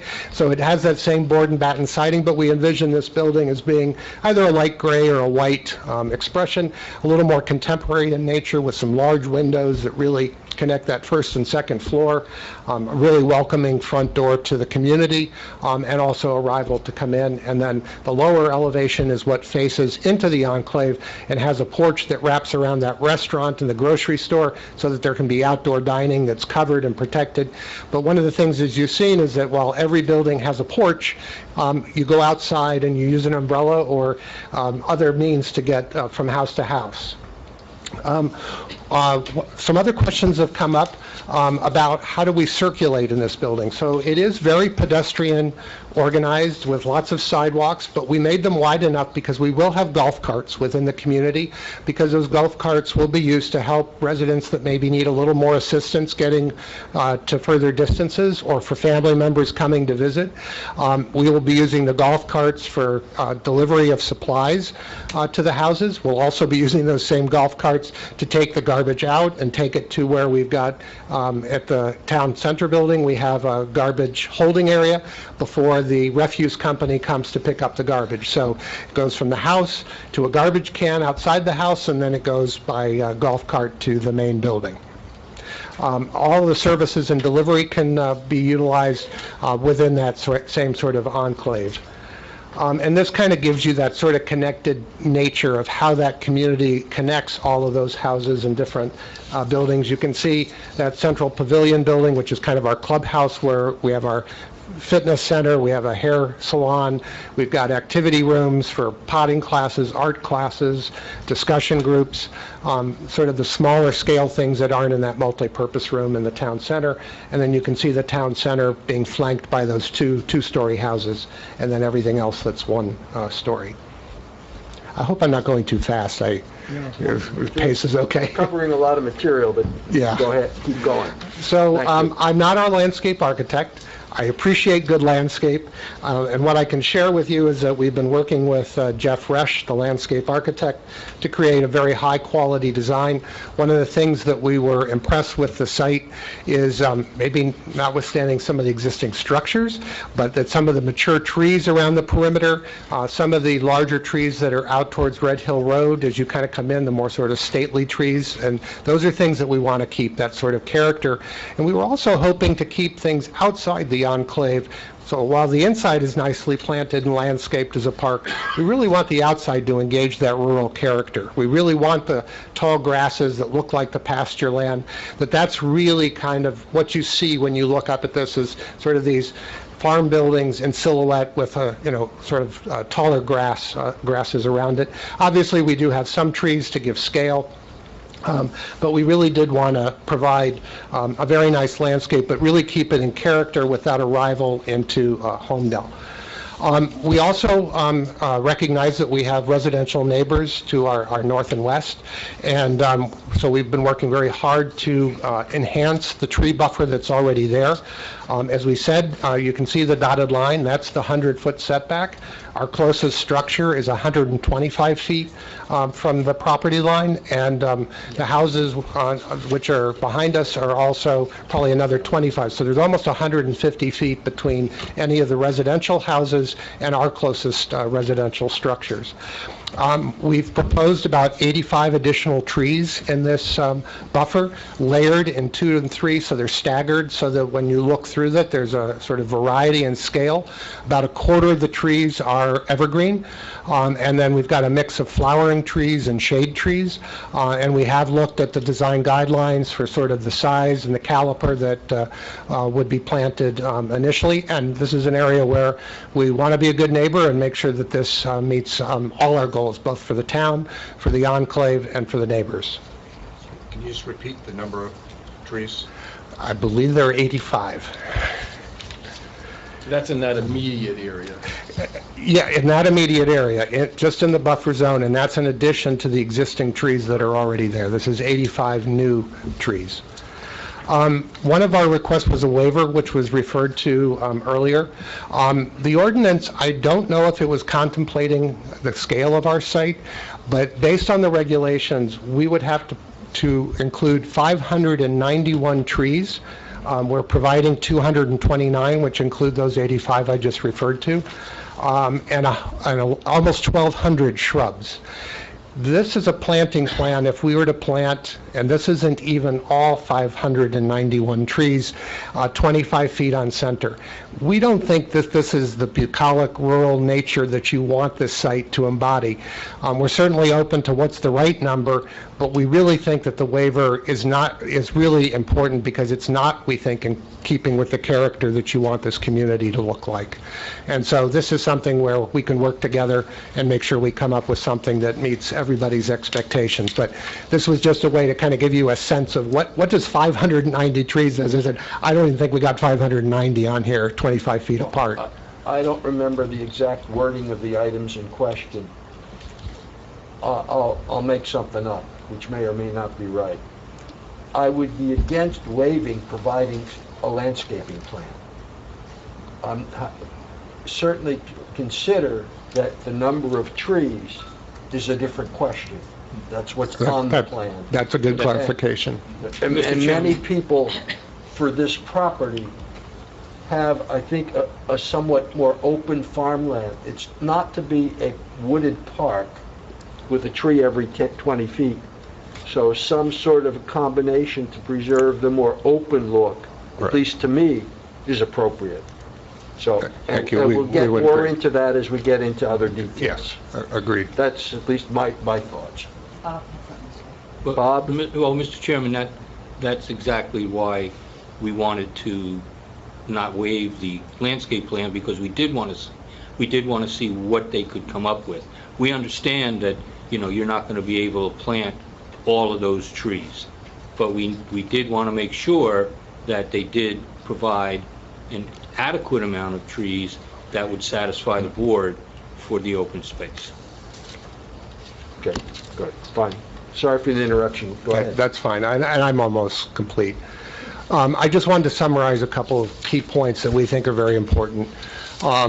We think that this really is about keeping the sort of fabric of the residential neighborhood, albeit in a different way, but still serving people of the community in a residential setting, in a house-like setting. And so we do think that the aesthetics are important in conveying that message about how this care is provided in a residential kind of setting. It is for a population in need. I referred to my father and mother-in-law. I do think that this is a huge, to me, we just keep looking at the statistics of people with dementia, and particularly as we look at increasing age and longevity. This is a model that I think will change the world, and already has from people who have looked at the one in Amsterdam. It is unique. There is nothing like it in the United States right now. There are other people talking about doing programs like this. From the ones I've seen, nothing that really embodies the true spirit of Hogeveen. And we've actually used Hogeveen as a consultant on the project. We've had numerous Zoom meetings with the Netherlands on everything from how to design the grocery store, to the houses, to meal preparation, staffing. So we really have used the embodied knowledge of that client to help us understand even more fully, based on their experience, how to create something that's extremely unique and meets a unique demand. We think we're being a good neighbor. We have pulled things into the center of the site. We've kept the two-story structures towards the parkway. We've exceeded the setbacks required. We've provided a landscape buffer. We think we've done everything possible to be a good neighbor and a good part of Holmdel. Security, again, just to recap, because I know that's a major question. This is a population that does have both cognitive and physical frailty, so we do want to make sure that their environment is secure and safe, that nobody can come in and cause any untoward activities, but we also want to make sure that this is a safe place, that they're not going to be leaving by going out the wrong door or out the wrong area. So we really did work very carefully from the design standpoint with security, and I believe Cindy will talk more about sort of the use of technology and being able to respond to people and their needs wherever they are in the houses or in the community. And so I just want to thank you for your time, and I'm happy to answer any questions that anybody may have. Thank you. Francine? Very impressive. It's very nice. My question is, Hogeway, the one in Amsterdam, how old is that community? How long has it been in existence? And have they done more communities in Amsterdam like that? And if not, why not? So I believe it's 14 years old. So what it did give us is enough perspective on, what's possible. There are a number of communities, we visited several others, that are based on the same philosophy in the Netherlands. Some of them, interestingly enough, quite small. Some of them were like 32 people in houses and were a little more farm-oriented in the rural areas of the Netherlands. They have also provided consulting to other organizations on their model. So yes, it has, and as Larry testified, it's also been replicated in other international locations. Okay, Dimitri? I want to refer to page 6 of your document.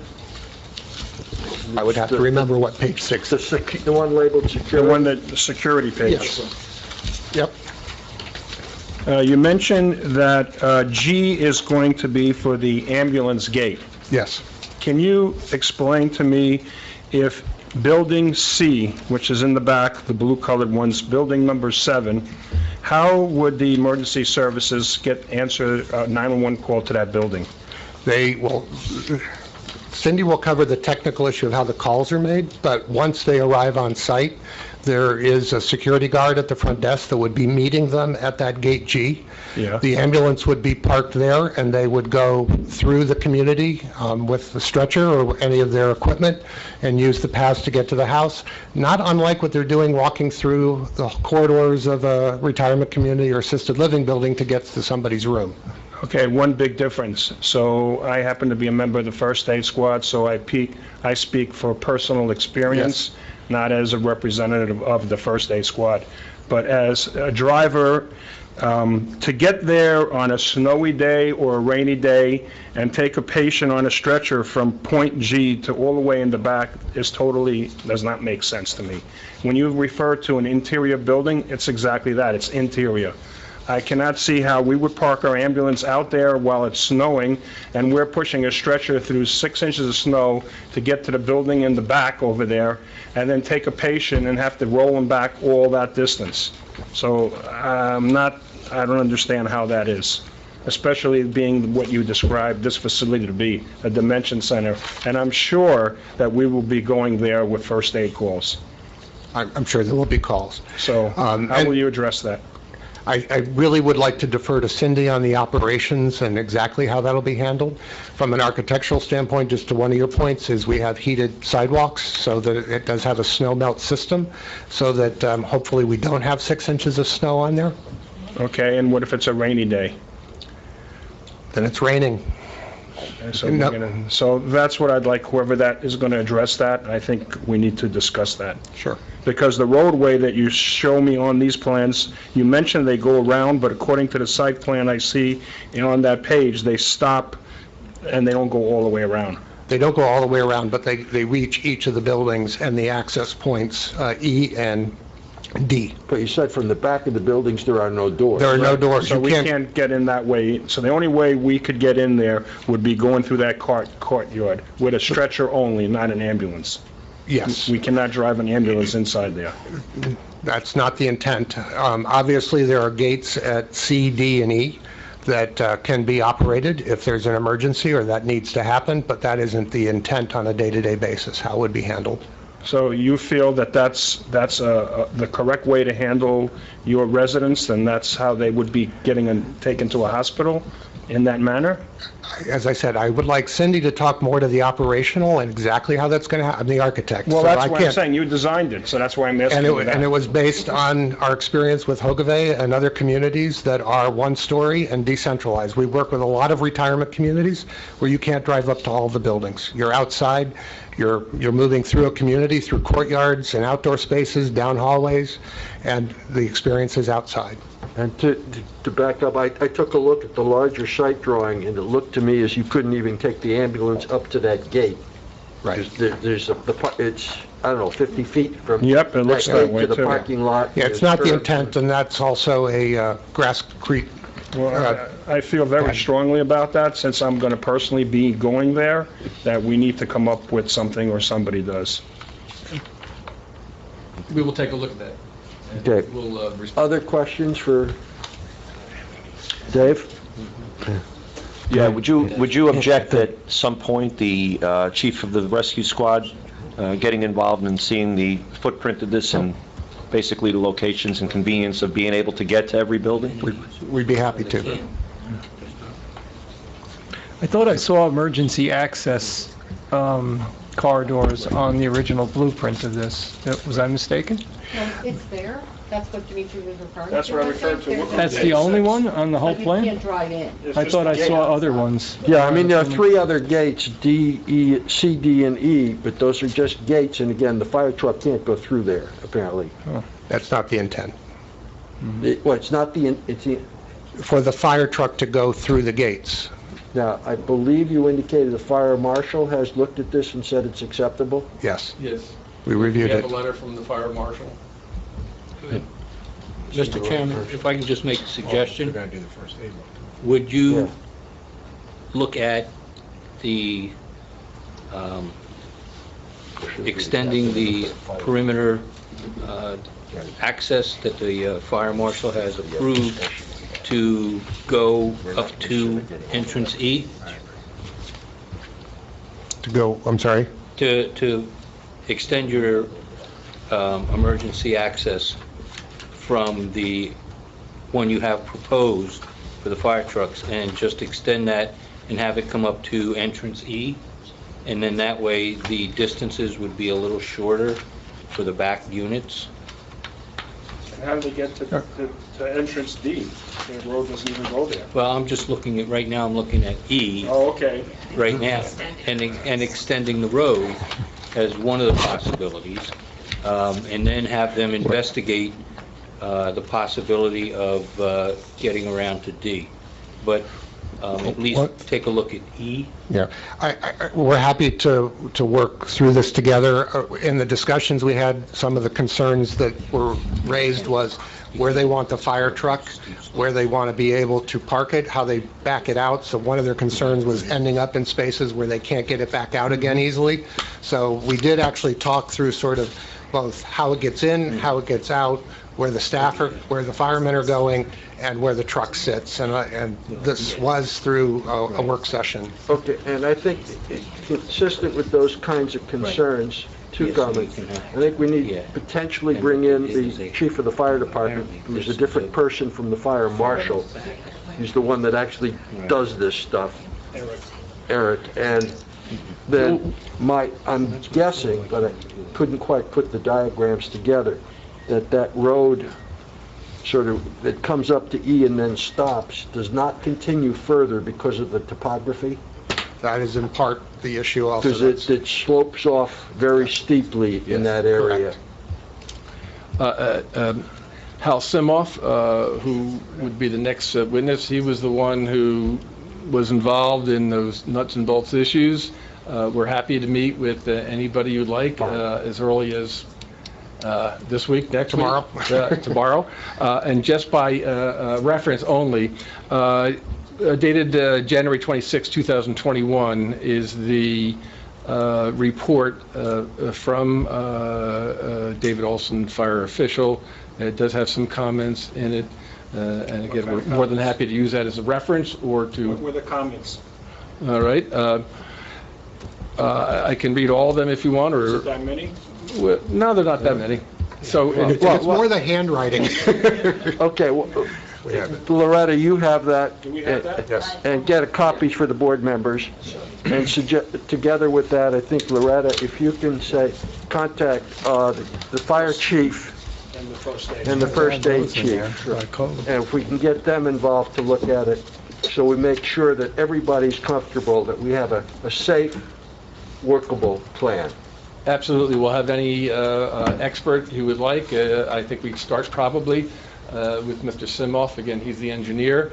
Dave is around generally, more so by teleconference, but he's certainly available. He has staff available too. Loretta, do you want an extra copy of that report? I have it. You have it, okay. Okay, and Loretta, if you could contact them, or maybe if I can ask Bob to be an interface with those two officials, with our Bob engineer, and then he can coordinate to make sure all the relevant people and the relevant expertise does look at this. Well, if desired, I can have Hal Simoff contact Bob whenever he wants, as early as tomorrow morning, but whenever it's good for Well, Bob. Loretta, why don't you reach out to those two people first and have them talk to Bob, because Bob can convey what was discussed here tonight and the concerns that people have. Really good. I just for the record, I think just to say, you referenced a letter dated from the fire official dated 1/26/21. There's a new letter called from 8/13/21 as well. Or, yeah. Well, let's get the letters out and everybody take a look at them. We don't have that, but we would like to look at it, and... Sure. That has no comments. That was from Dave, yeah. No comments. Oh. No comments. Oh, no comments. Okay. Well, I mean, everyone should have everything reviewed. The plans were revised between those 2 dates. Correct. Yeah, there was. But I just wanted to be sure that both sides, the board, professionals, the applicant, are all looking at the correct letters. Yes. Okay. Do we have any other questions at the moment for this witness? Bob or Kate or any of the board members have any other questions at this point? Not at this time, Mr. Chairman. Dimitri basically had the questions that I was going to ask on the safety issues and the emergency vehicles, fire and ambulances accessing the outer perimeter units. I have a question. Your Woodside Place, I think you mentioned this is the first of, this enclave would be the first of its kind, but then how does it, but the Woodside Place is already running, so what are the differences? So Woodside Place is still very innovative and inspired a lot of other communities. It was based on houses of 12. Which at that time was something that we thought was appropriate, particularly 30 years ago. We were looking at nursing homes where 40 people or 60 people were living in a floor. It also has houses with living rooms and kitchens, but they're all physically connected inside. They do have outdoor gardens around them, but it doesn't have the grocery store, it doesn't have the destination spaces that this Enclave village has. So those are connected inside, so they didn't have the fire or ambulance kind of issues. Correct. Okay. Thank you very much. Seeing as you're very close to 9 o'clock, we don't like to go past 10. I'm not sure. Who's your next witness and how much time would that take? Well, I'm so glad you asked me that. I can provide one of two witnesses, and I suggest it's up to you. I would normally present a project engineer at this point to go through the nuts and bolts details. But that will take longer. Pardon? That typically takes longer. Yes, it does. So if you'd rather hear more about a follow-up in terms of operations and details like that, then I would surprise Cindy Jakes and ask her to come up and she can talk more about that. Okay, but Dave, you're not going to be necessarily available in the next month. You say you're heading abroad. At the end of October.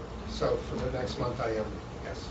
Okay, so that, I think maybe what we ought to do is, we don't like to interrupt the flow too much, but still, since there is some public here, but it's not overwhelming, if we have any members of the public have questions, only questions, don't want statements or lengthy thing about the testimony that's been given so far this evening. If you do, please come up to the microphone, identify yourself, spell your name, and give your address for the record, and we'll take your questions. Wes? Hi, Wes Fagan, 50 Chestnut Ridge Road, Holmdel. Okay. You covered a lot of ground, so if the questions aren't appropriate, feel free to pass. There's sprinklers in the units? Yes, the buildings are fully sprinklered. Regarding parking, are the residents not permitted to have cars? They are not driving, no. Are they, okay, so they're at the stage where that's out of the question, that anyone can have a car? They're at mid or late stage dementia, so it would be out of the question that they're driving. In terms of the payment, the residents have no sort of stake in the property. It's almost like a rental. Yes. That's it. You're paying a monthly fee. You're paying, yes. I'm really unclear about the meals. In the larger residences that I think you operate, meals are included, correct? I'm getting the feeling that meals are not included. No, I'm probably answering questions about, I'm looking at the nodding heads. Meals are included, all services are included, all the care is included in the monthly fee. Could you detail how the store, the shopping market relates to getting food? So maybe that's where the confusion is. So the idea is that the food is in the grocery store. Yes. There is, for lack of a better term, a house budget that they have from all of those residents, and they go shopping and buy the food, and it's charged back to that house. But the residents are not charged for the food. Okay. It's part of their monthly. I see. And I wasn't quite clear about the caregiver versus cooking. Who's cooking? So the staff that are in the house are cooking, and there are supplementals, they said staff, and I think Cindy will cover that more completely. But it's the staff that are cooking, resident assisted if they want to. The site, we talked about being right off the parkway there. As a resident coming off the parkway there, very often I see cars on the other side coming out of the farm market, but the market's closed. It tends to be a place where people, there's a statement, like to turn around, or they get lost. Further, this is going to be a rather attractive place to say, let's go see what's going on. So I'm suggesting that, or a question, are you going to make any allowances, provisions for people that are lost, or people need to turn around to get in there? I think you know what I mean, but it really is a turnaround spot. There's a traffic light on that side. Is that going to stay? Yeah, there's no plans to change that now. You need a traffic light there. You can't operate Here. without Our traffic engineer is here. He's done a study. He's also a project engineer. They found a location that has a light. Go into greater detail. Let me, one comment, Wes, is although the Potter's business is closed, there is a garden center that is still functioning at that site. So some traffic that's there now is associated with the garden center. Okay. I was referring to 9 o'clock, 10 o'clock at night. I'm calling up the parkway. There's a car on that side. Yes. Thank you. Sure. In terms of this is going to be a popular place. So how are the residents chosen in terms of, obviously ability to pay is one, but in terms of first come, first serve, or do certain people get priority over the other? And how do you mix the people in terms of how much care they need? Do people at a certain stage move to another house, or is everybody mixed? Cindy Jakes is putting testimony.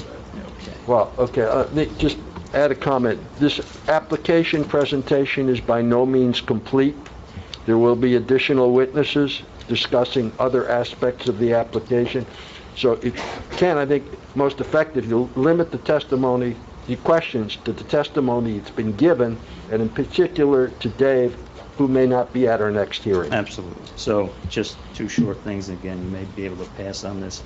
In terms of the number of people that are in the house and the sex, so like if a husband and wife wanted to go in, do they get 2 rooms, or do the husband and wife get 1 room? Does that ever come up? Well, how can you have, so what, that means 1 room is empty? Because now you got 8 people. Testify. Yeah, we're gonna. Is Larry Carlson's voice being picked up? It's not. And No. Larry, you'll have to come up here. The last thing is just about the sex and mixing women and men in the same house. That's all. Thank you. That can be covered in the next segment. Okay, fine. The other members of the public have any questions about the testimony this evening? Please. Good evening, everyone.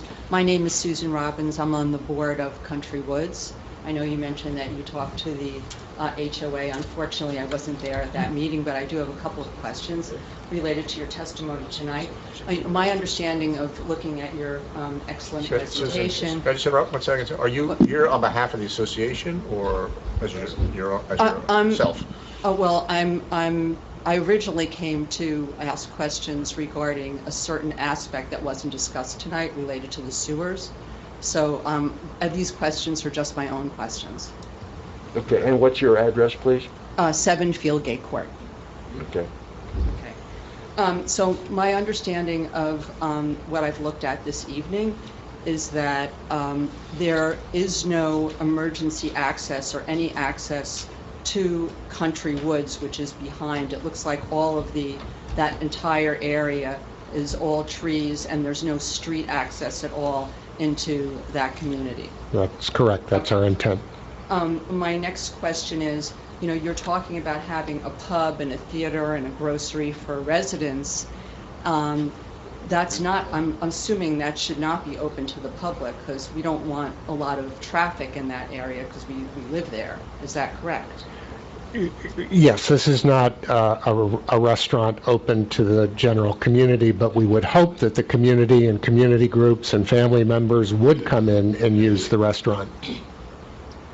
Okay, I mean, I guess my view is it would be great if family members could use the restaurant if they had family members there, but I wouldn't want other people to be able to use that restaurant and create more traffic there. Is that... Cindy Jakes is going to talk about community involvement, so maybe she'll clarify it. The other thing that you mentioned was you were talking about the community in Amsterdam, and I was curious to know where that was. Was it in a more rural area? Because you did say that there are, your other projects are in more rural areas. One of the things I'm concerned about is, do you know if this has negatively affected the property values of the surrounding areas because you're putting this type of facility so close to our community? Specifically, you're asking relative to the Hogevay community?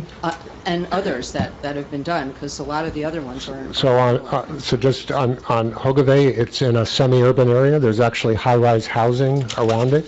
And it's got streets that define the community, so it's not in a rural setting. I did refer to some other examples that we saw that were in more farm rural areas. As far as real estate values, I'm not the expert on this, but Woodside has been there for 30 years, sitting next to the Oakmont Country Club, one of the wealthiest golf clubs, and it's been a great neighbor. So it hasn't certainly affected the values there. Okay, those are the only questions I have. Thank you. Thank you. Any other members of the public have questions about the testimony given so far tonight? Again, please identify yourself, give your name and address. Okay, my name is Eric Silvergold, 9 Powderhorn Court. So we're in one of the adjacent properties. We've had the chance to have several discussions on this matter. So one question related to the architectural design, and this is probably what Dimitri was getting to also. So clearly, the residents of Country Woods, which are the adjacent homeowners to which you are professing to be a good neighbor. In your profession to be a good neighbor, one of the things that you communicated to us was that you would not open up your development, the Enclave, to our development, Country Woods, particularly via Country View Lane, which terminates at the boundary of the proposed development. Yes, absolutely, it's true. Okay, so it's true that you have no intent or plan to open. Yes, just to be clear, the applicant, United Methodist Communities, has no intention whatsoever to gain access to the lane, which is in the adjacent community. That has been communicated over time at these meetings that we were alluding to. Even for emergency access? There is no intention. I mean, unless, let's say, the fire marshal mandates it, there's no intention.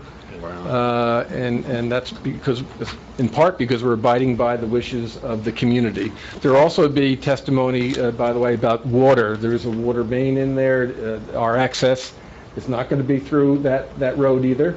It's going to be through the main road that goes by the entrance to the property. Right. So I know you asked for questions, but I'll slightly convert to a statement, which is that it would be a significant problem for the members of the Country Woods community if that lane is open.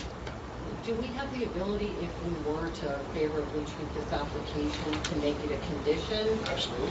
That Yes. we would not, that there is no access to the neighborhood behind? Yes. Yes, And it we would- wouldn't be part of the approved site plan, That's so right. they couldn't do it. Although we have to make sure that the Right. fire and the first aid people are comfortable with that. Yes. Right, but if it's not proposed at this time, then absolutely Right. it would be a condition. And they would probably be going through a conservation easement anyway.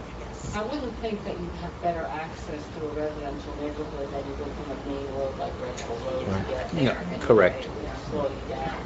Correct. Especially because there are the slopes in the back there too. Yeah. It wouldn't make sense for us, the first aid squad, to go through there. No.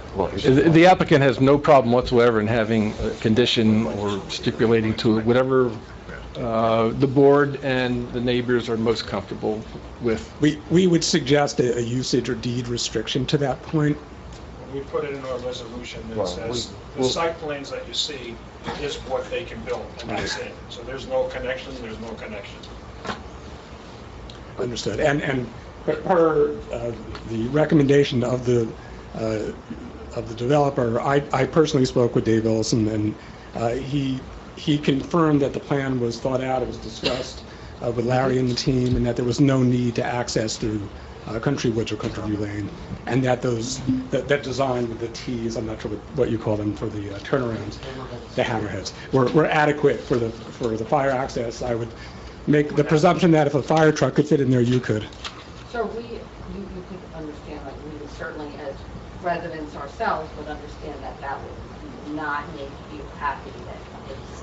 Right. I understand you're a resident, but you don't live next door to it. I don't, but I can put myself in your position and understand. Yeah, I appreciate that, but again... And that you would not want anyone cutting through your development from this community, so... Right. Well, that to the point that was made, the previous speaker, that would significantly negatively impact property values of the community. Do you have any other questions at this time? So with respect to the landscaping buffer and setbacks, the PowerPoint presentation that was posted, your presentation stated that the design has no negative impact to the abutting properties or the surrounding community. You also state that you're out of compliance with the Holmdel ordinance for landscaping, and you're seeking relief and a use variance from that. So from what I've seen, also you had shown pro forma representation of what the views would be from that perspective of Country View Lane.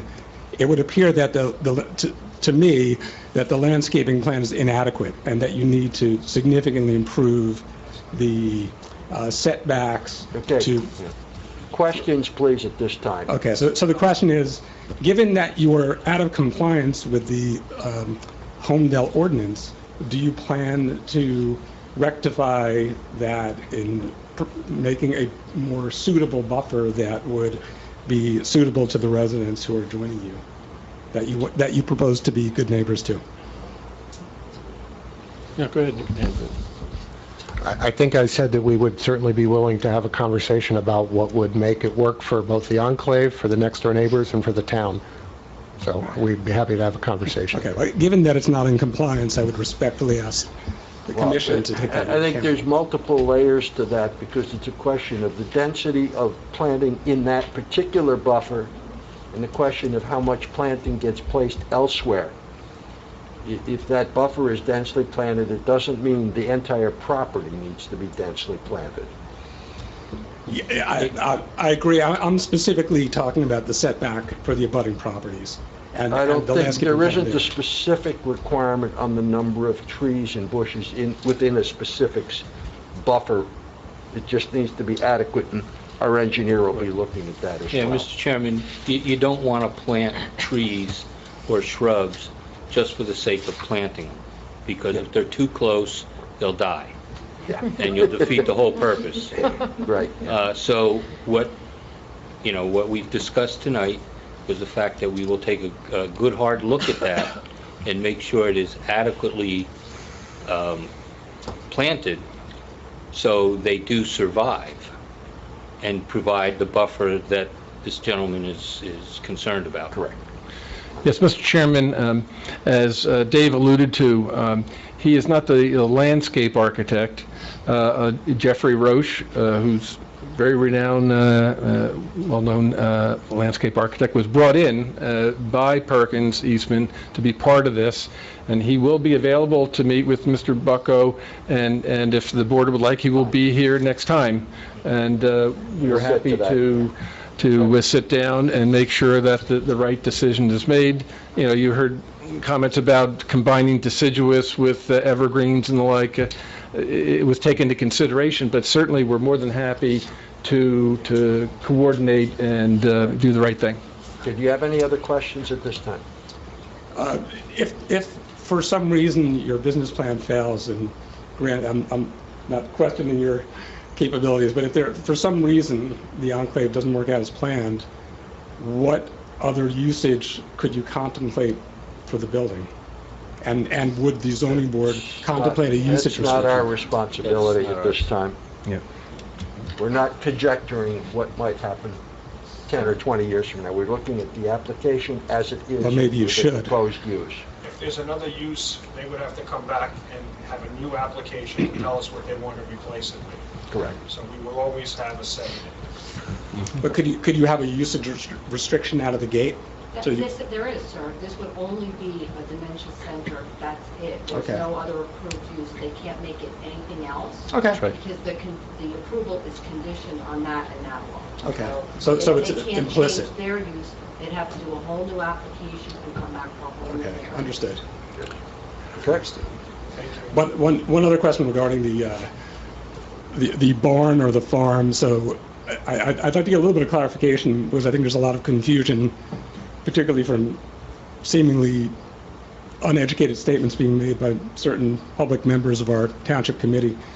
Can you just give some specificity regarding, from my read of your architectural plan, it's a 25-foot by 28-foot barn, correct? Roughly. Ballpark, yes. And ballpark from our side too. And and I think Cindy will talk about this, it's not our intent to have it animals like that are out there right now, but to have a few goats and chickens and things that are part of the therapeutic nature of really providing an option for the residents. And we do have a little barnyard there that's secure for the animals that is separate from the resident area. Would you characterize it as a quote, working farm? Not a working farm.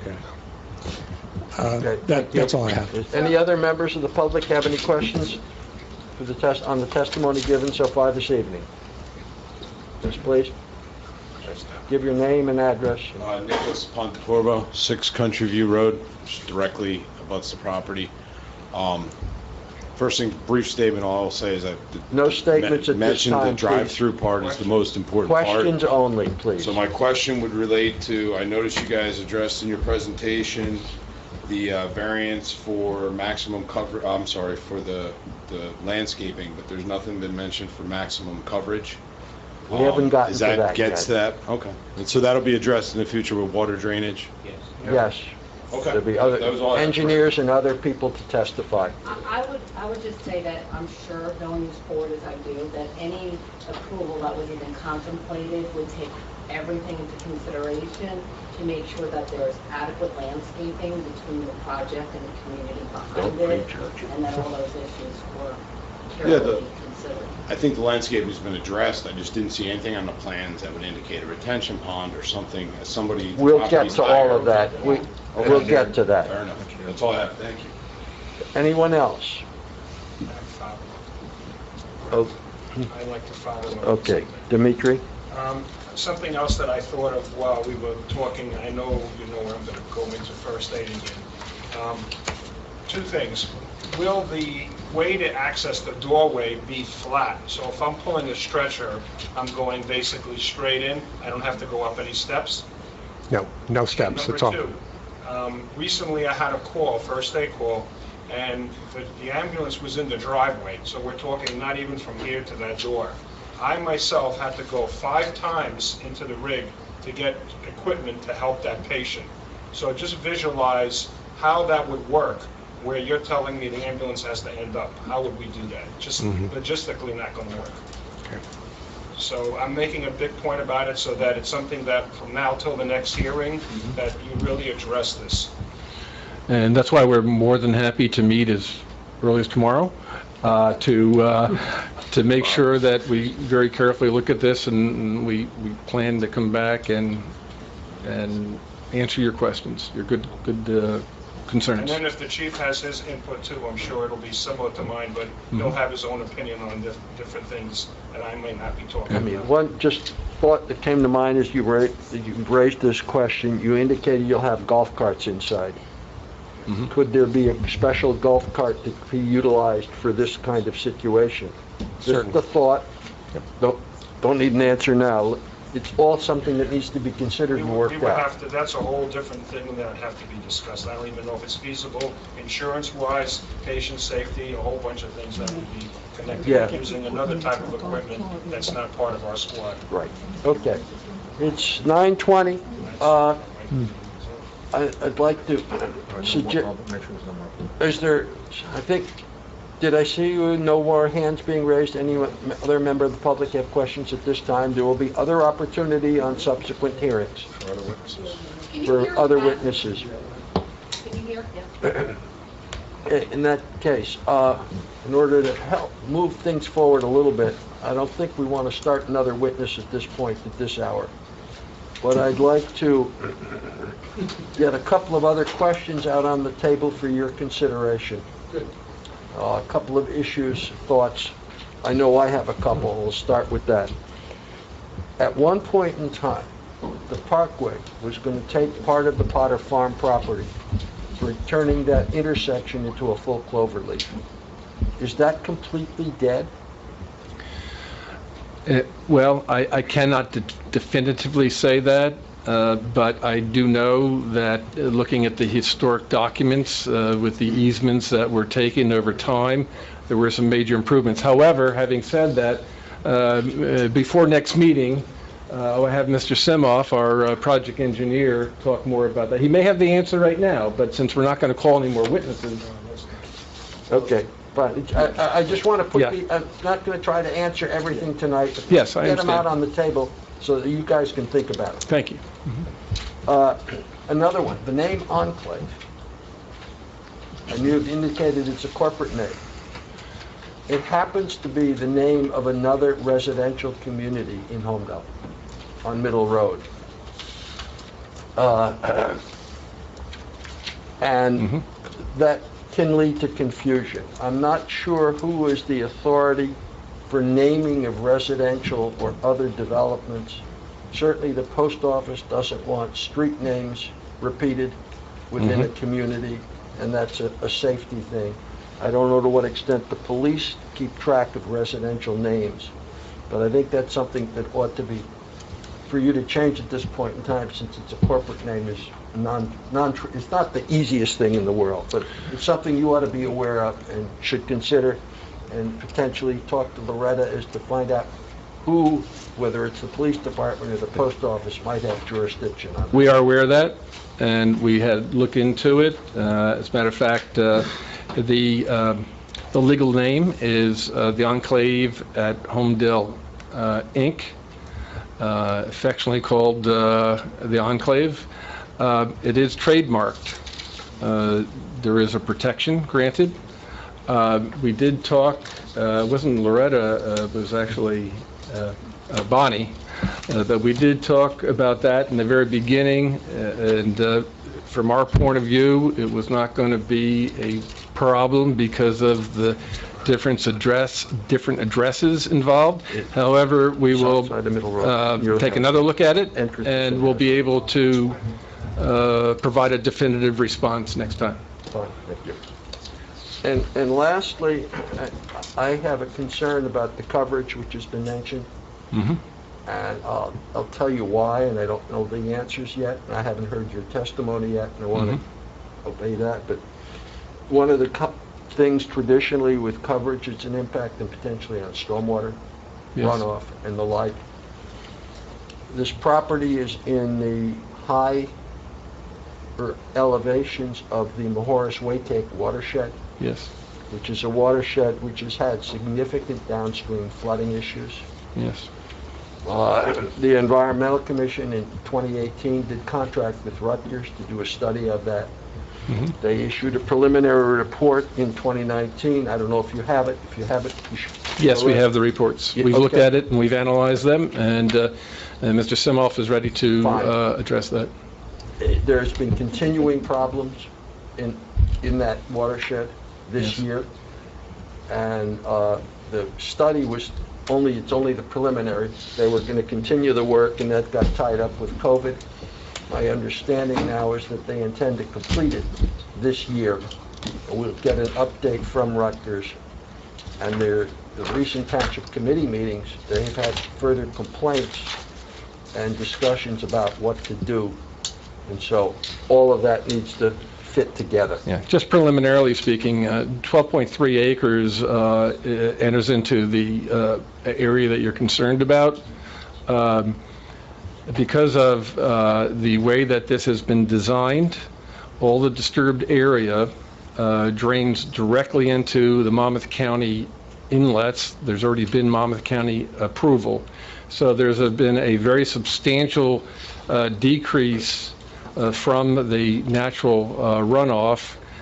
We've also applied most, if not all, of the recommendations in that report in terms of, okay. We can go, just want to raise the issue so that you're aware of it, and that as you go through your witnesses, that they can address it. And I appreciate that. I'm just... Okay, do you have other issues that you'd like to make sure they know? There is your letter, and you did raise a bunch of issues in that. It also relates to the use variance and the planning testimony, and that's all yet to come. Was there anything else that came up to your mind that you'd like to bring up? Everything that has in my letter that has not been addressed will be addressed. Should be addressed by either the project engineer or the professional planner, who's going to wrap everything up. I don't have anything else on top of that. Bob, did anything else come to your mind at this point? Not at this point, Mr. Chairman. Okay. Any other board members have issues they'd like? Yeah, Dimitri? I don't know if you're going to bring it up or not, Ralph, but I'm jumping ahead. I think we probably should talk about doing an on-site. That's going to be my next sentence. I myself would like to see what you're referring to in the back of the property. I've been to that property, but I never really walked the rear. I'm familiar with Country Woodside. I have friends that live there, so I know that side of it. But I would like to walk the property, so I don't know if we want to set something up for October before it gets too cold weather. And then I'd like to talk about what I'd like to see marked as far as buildings go. So I don't know, Ralph, if you want me to start with that, or you want me to start with that and telling them what I would like marked? Well, okay, there's two questions coming up here as to when we want to put this. I agree we ought to have a site visit, and that which would typically be a Saturday morning, 10:30 or something like that. Note for every members of the public, a site visit is a visit to observe only. It's not the public hearing. If one observes something at the site visit, one needs to make note of it and bring it back to the next public hearing here, so that all discussions about this application are done on the record and can be recorded.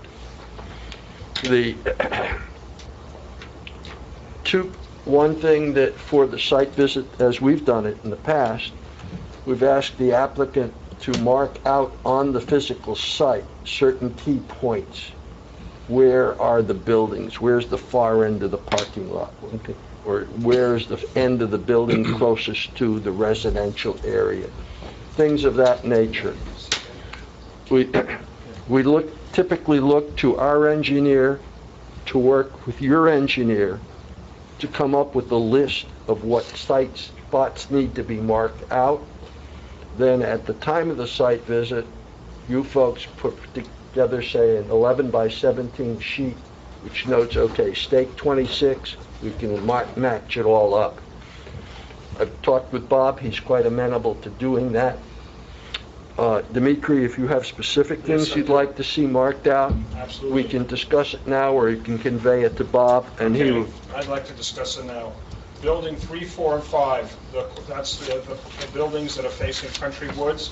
I'd like to have at least the back of the buildings marked, the two corners of the back of the buildings facing Country Woods, so that we can see the actual distance from there to the property line. I'd like to see the 100-foot buffer marked somehow, a couple of stakes. I would like to see the ends of both roads that you're proposing, or driveways, where they end up.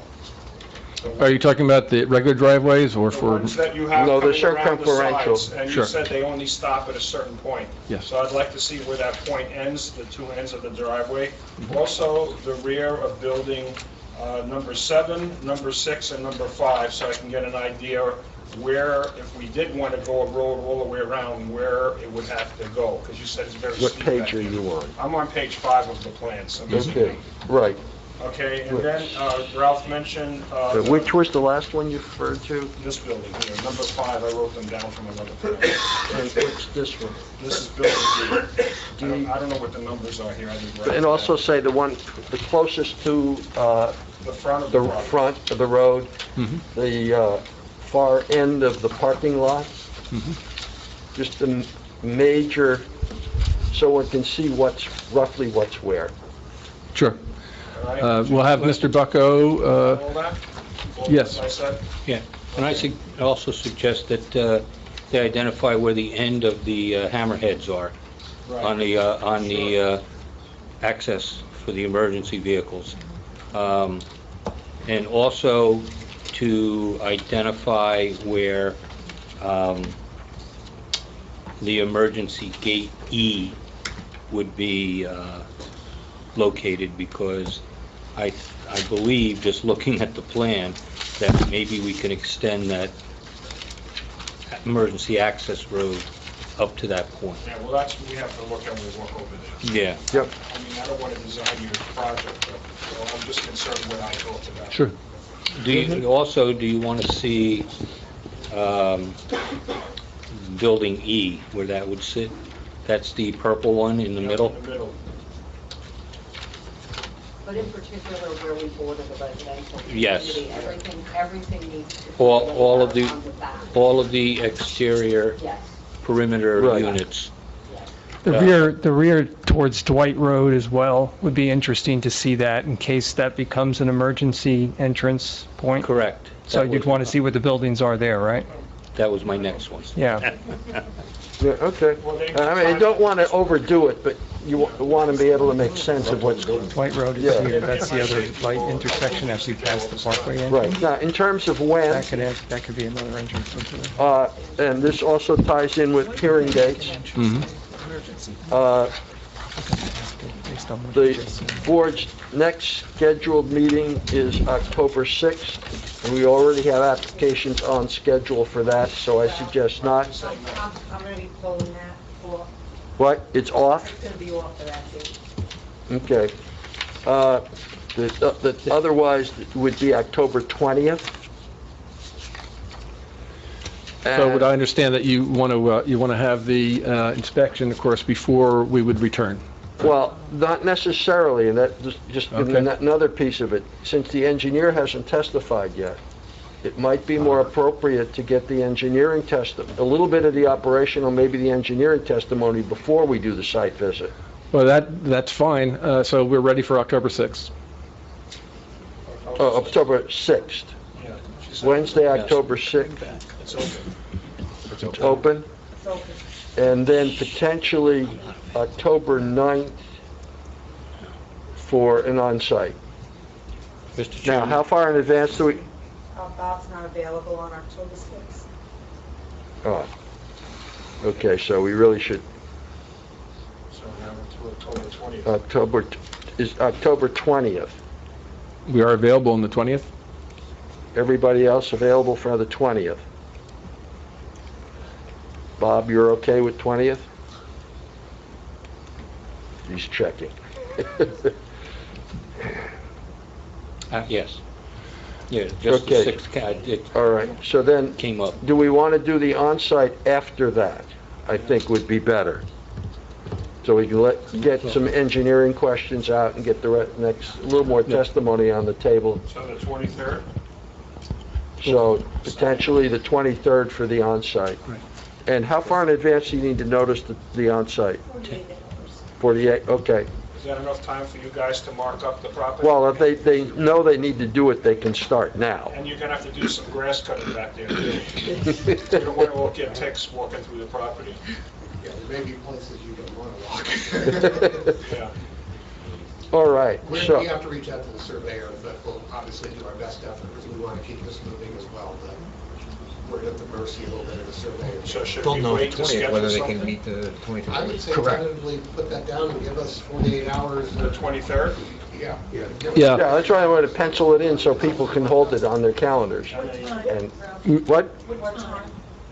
Okay, let's take one step at a time. So, the intent is to we'll stop talking if we can tonight, and then continue this public hearing to our meeting, regular meeting on Wednesday, October 20th at 7 p.m.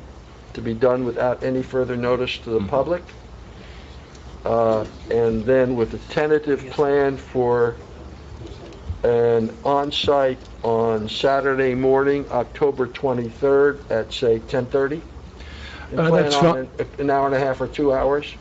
That's fine. Again, we're at the mercy of the surveyor. Tomorrow morning, we will reach out to the surveyor, get them on board. We'll do everything possible.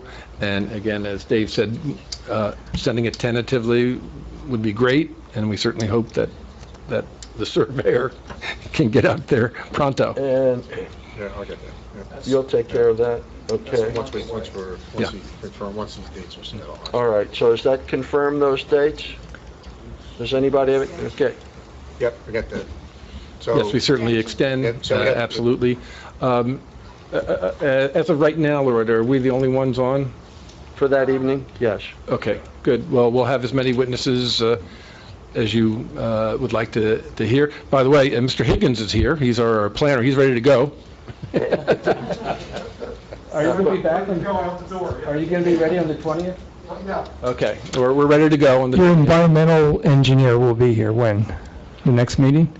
We didn't necessarily plan to have the environmental engineer. If you want him here, we can have, you mean the author of the EIS? Well, there was some discussion about site contamination that I saw.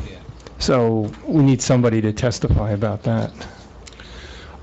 We certainly can get any experts you would like here. Mr. Simoff, oversaw that. He was not the author of that particular. It was done by Brilliant Engineering. If you'd like to have anybody who'd like to have here, we will. Bob, was there an LSRP assigned to the site already?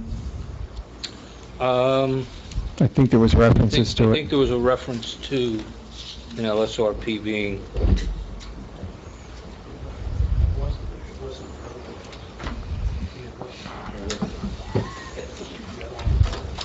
That's right. That's the EIS, but he's talking about the environmental study.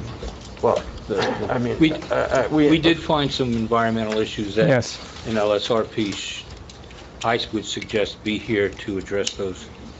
Yeah, but assuming that we do the next hearing on the 20th and the site on the 23rd, there'll be a follow-up hearing after that. So don't necessarily plan on doing everything in one evening. It's not going to happen. As we didn't cover everything tonight, let's be realistic, but we do want to try to move the process along. Set some dates for that future one? I mean, based on what Loretta has on her calendar? Let's see. Going into November? November. Once we get into November, things get a little complicated as we run into the holidays. Right. Well, we'd like to come back as soon as possible, whichever fits into your schedule. So what does November look like? Well, I'm going to have a backyard that I'm moving. We'll probably have to go on November 3rd. So I want to say November 17th will be open. That's also the League of Municipalities time. Yeah, So that may involve some other, I don't know who's going to be involved with that. So I just put the vote on the backyard and Put the backyard on the the public hearing for November 3rd. I gotta talk to Bob about that. We would be available then. There was an underground storage tank there. So what you're saying, doing the backyard and the continued on November 3rd? Repair business Yeah, there. okay, well, pencil that in so you don't put something else on for that night. Thank you. November 20th? No. Right. And 23rd is the appeal. Because then, at that point, the end of the year is coming very quickly. We're happy to proceed as quickly as they'll have us here. So, that clarify the dates for everyone? Next hearing will be November 20th. I'm sorry, October 20th with outside, on-site at 23rd, and then potential continued on November 3rd with no further notice. And such meetings the evening meetings start here at 7 o'clock.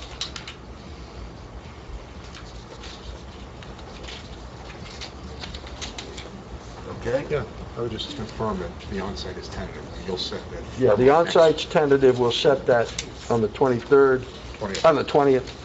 And also, the hope would be that the fire chief, the first aid chief, all these other things can be, try to be addressed, or get whatever information is needed, so that if there are issues, we can discuss them at the next meeting. Great, absolutely.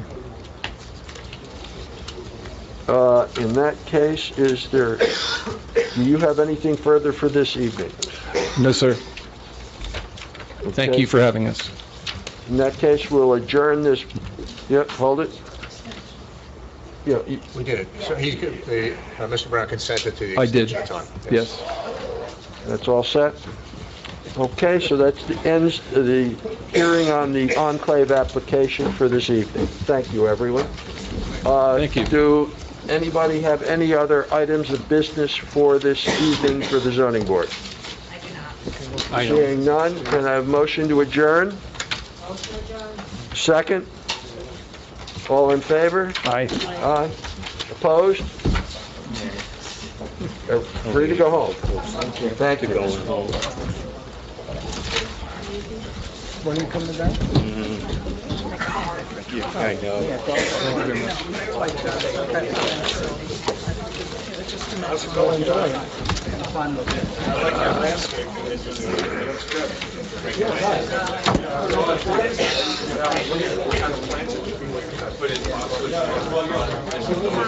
That went better. Very well. Yeah, those are all gentlemen. Are we, Francine, or is that off, can you tell, or? Yeah, there's no red No, button. can you tell by the computer screen, or? There's movement on it. That means it might be.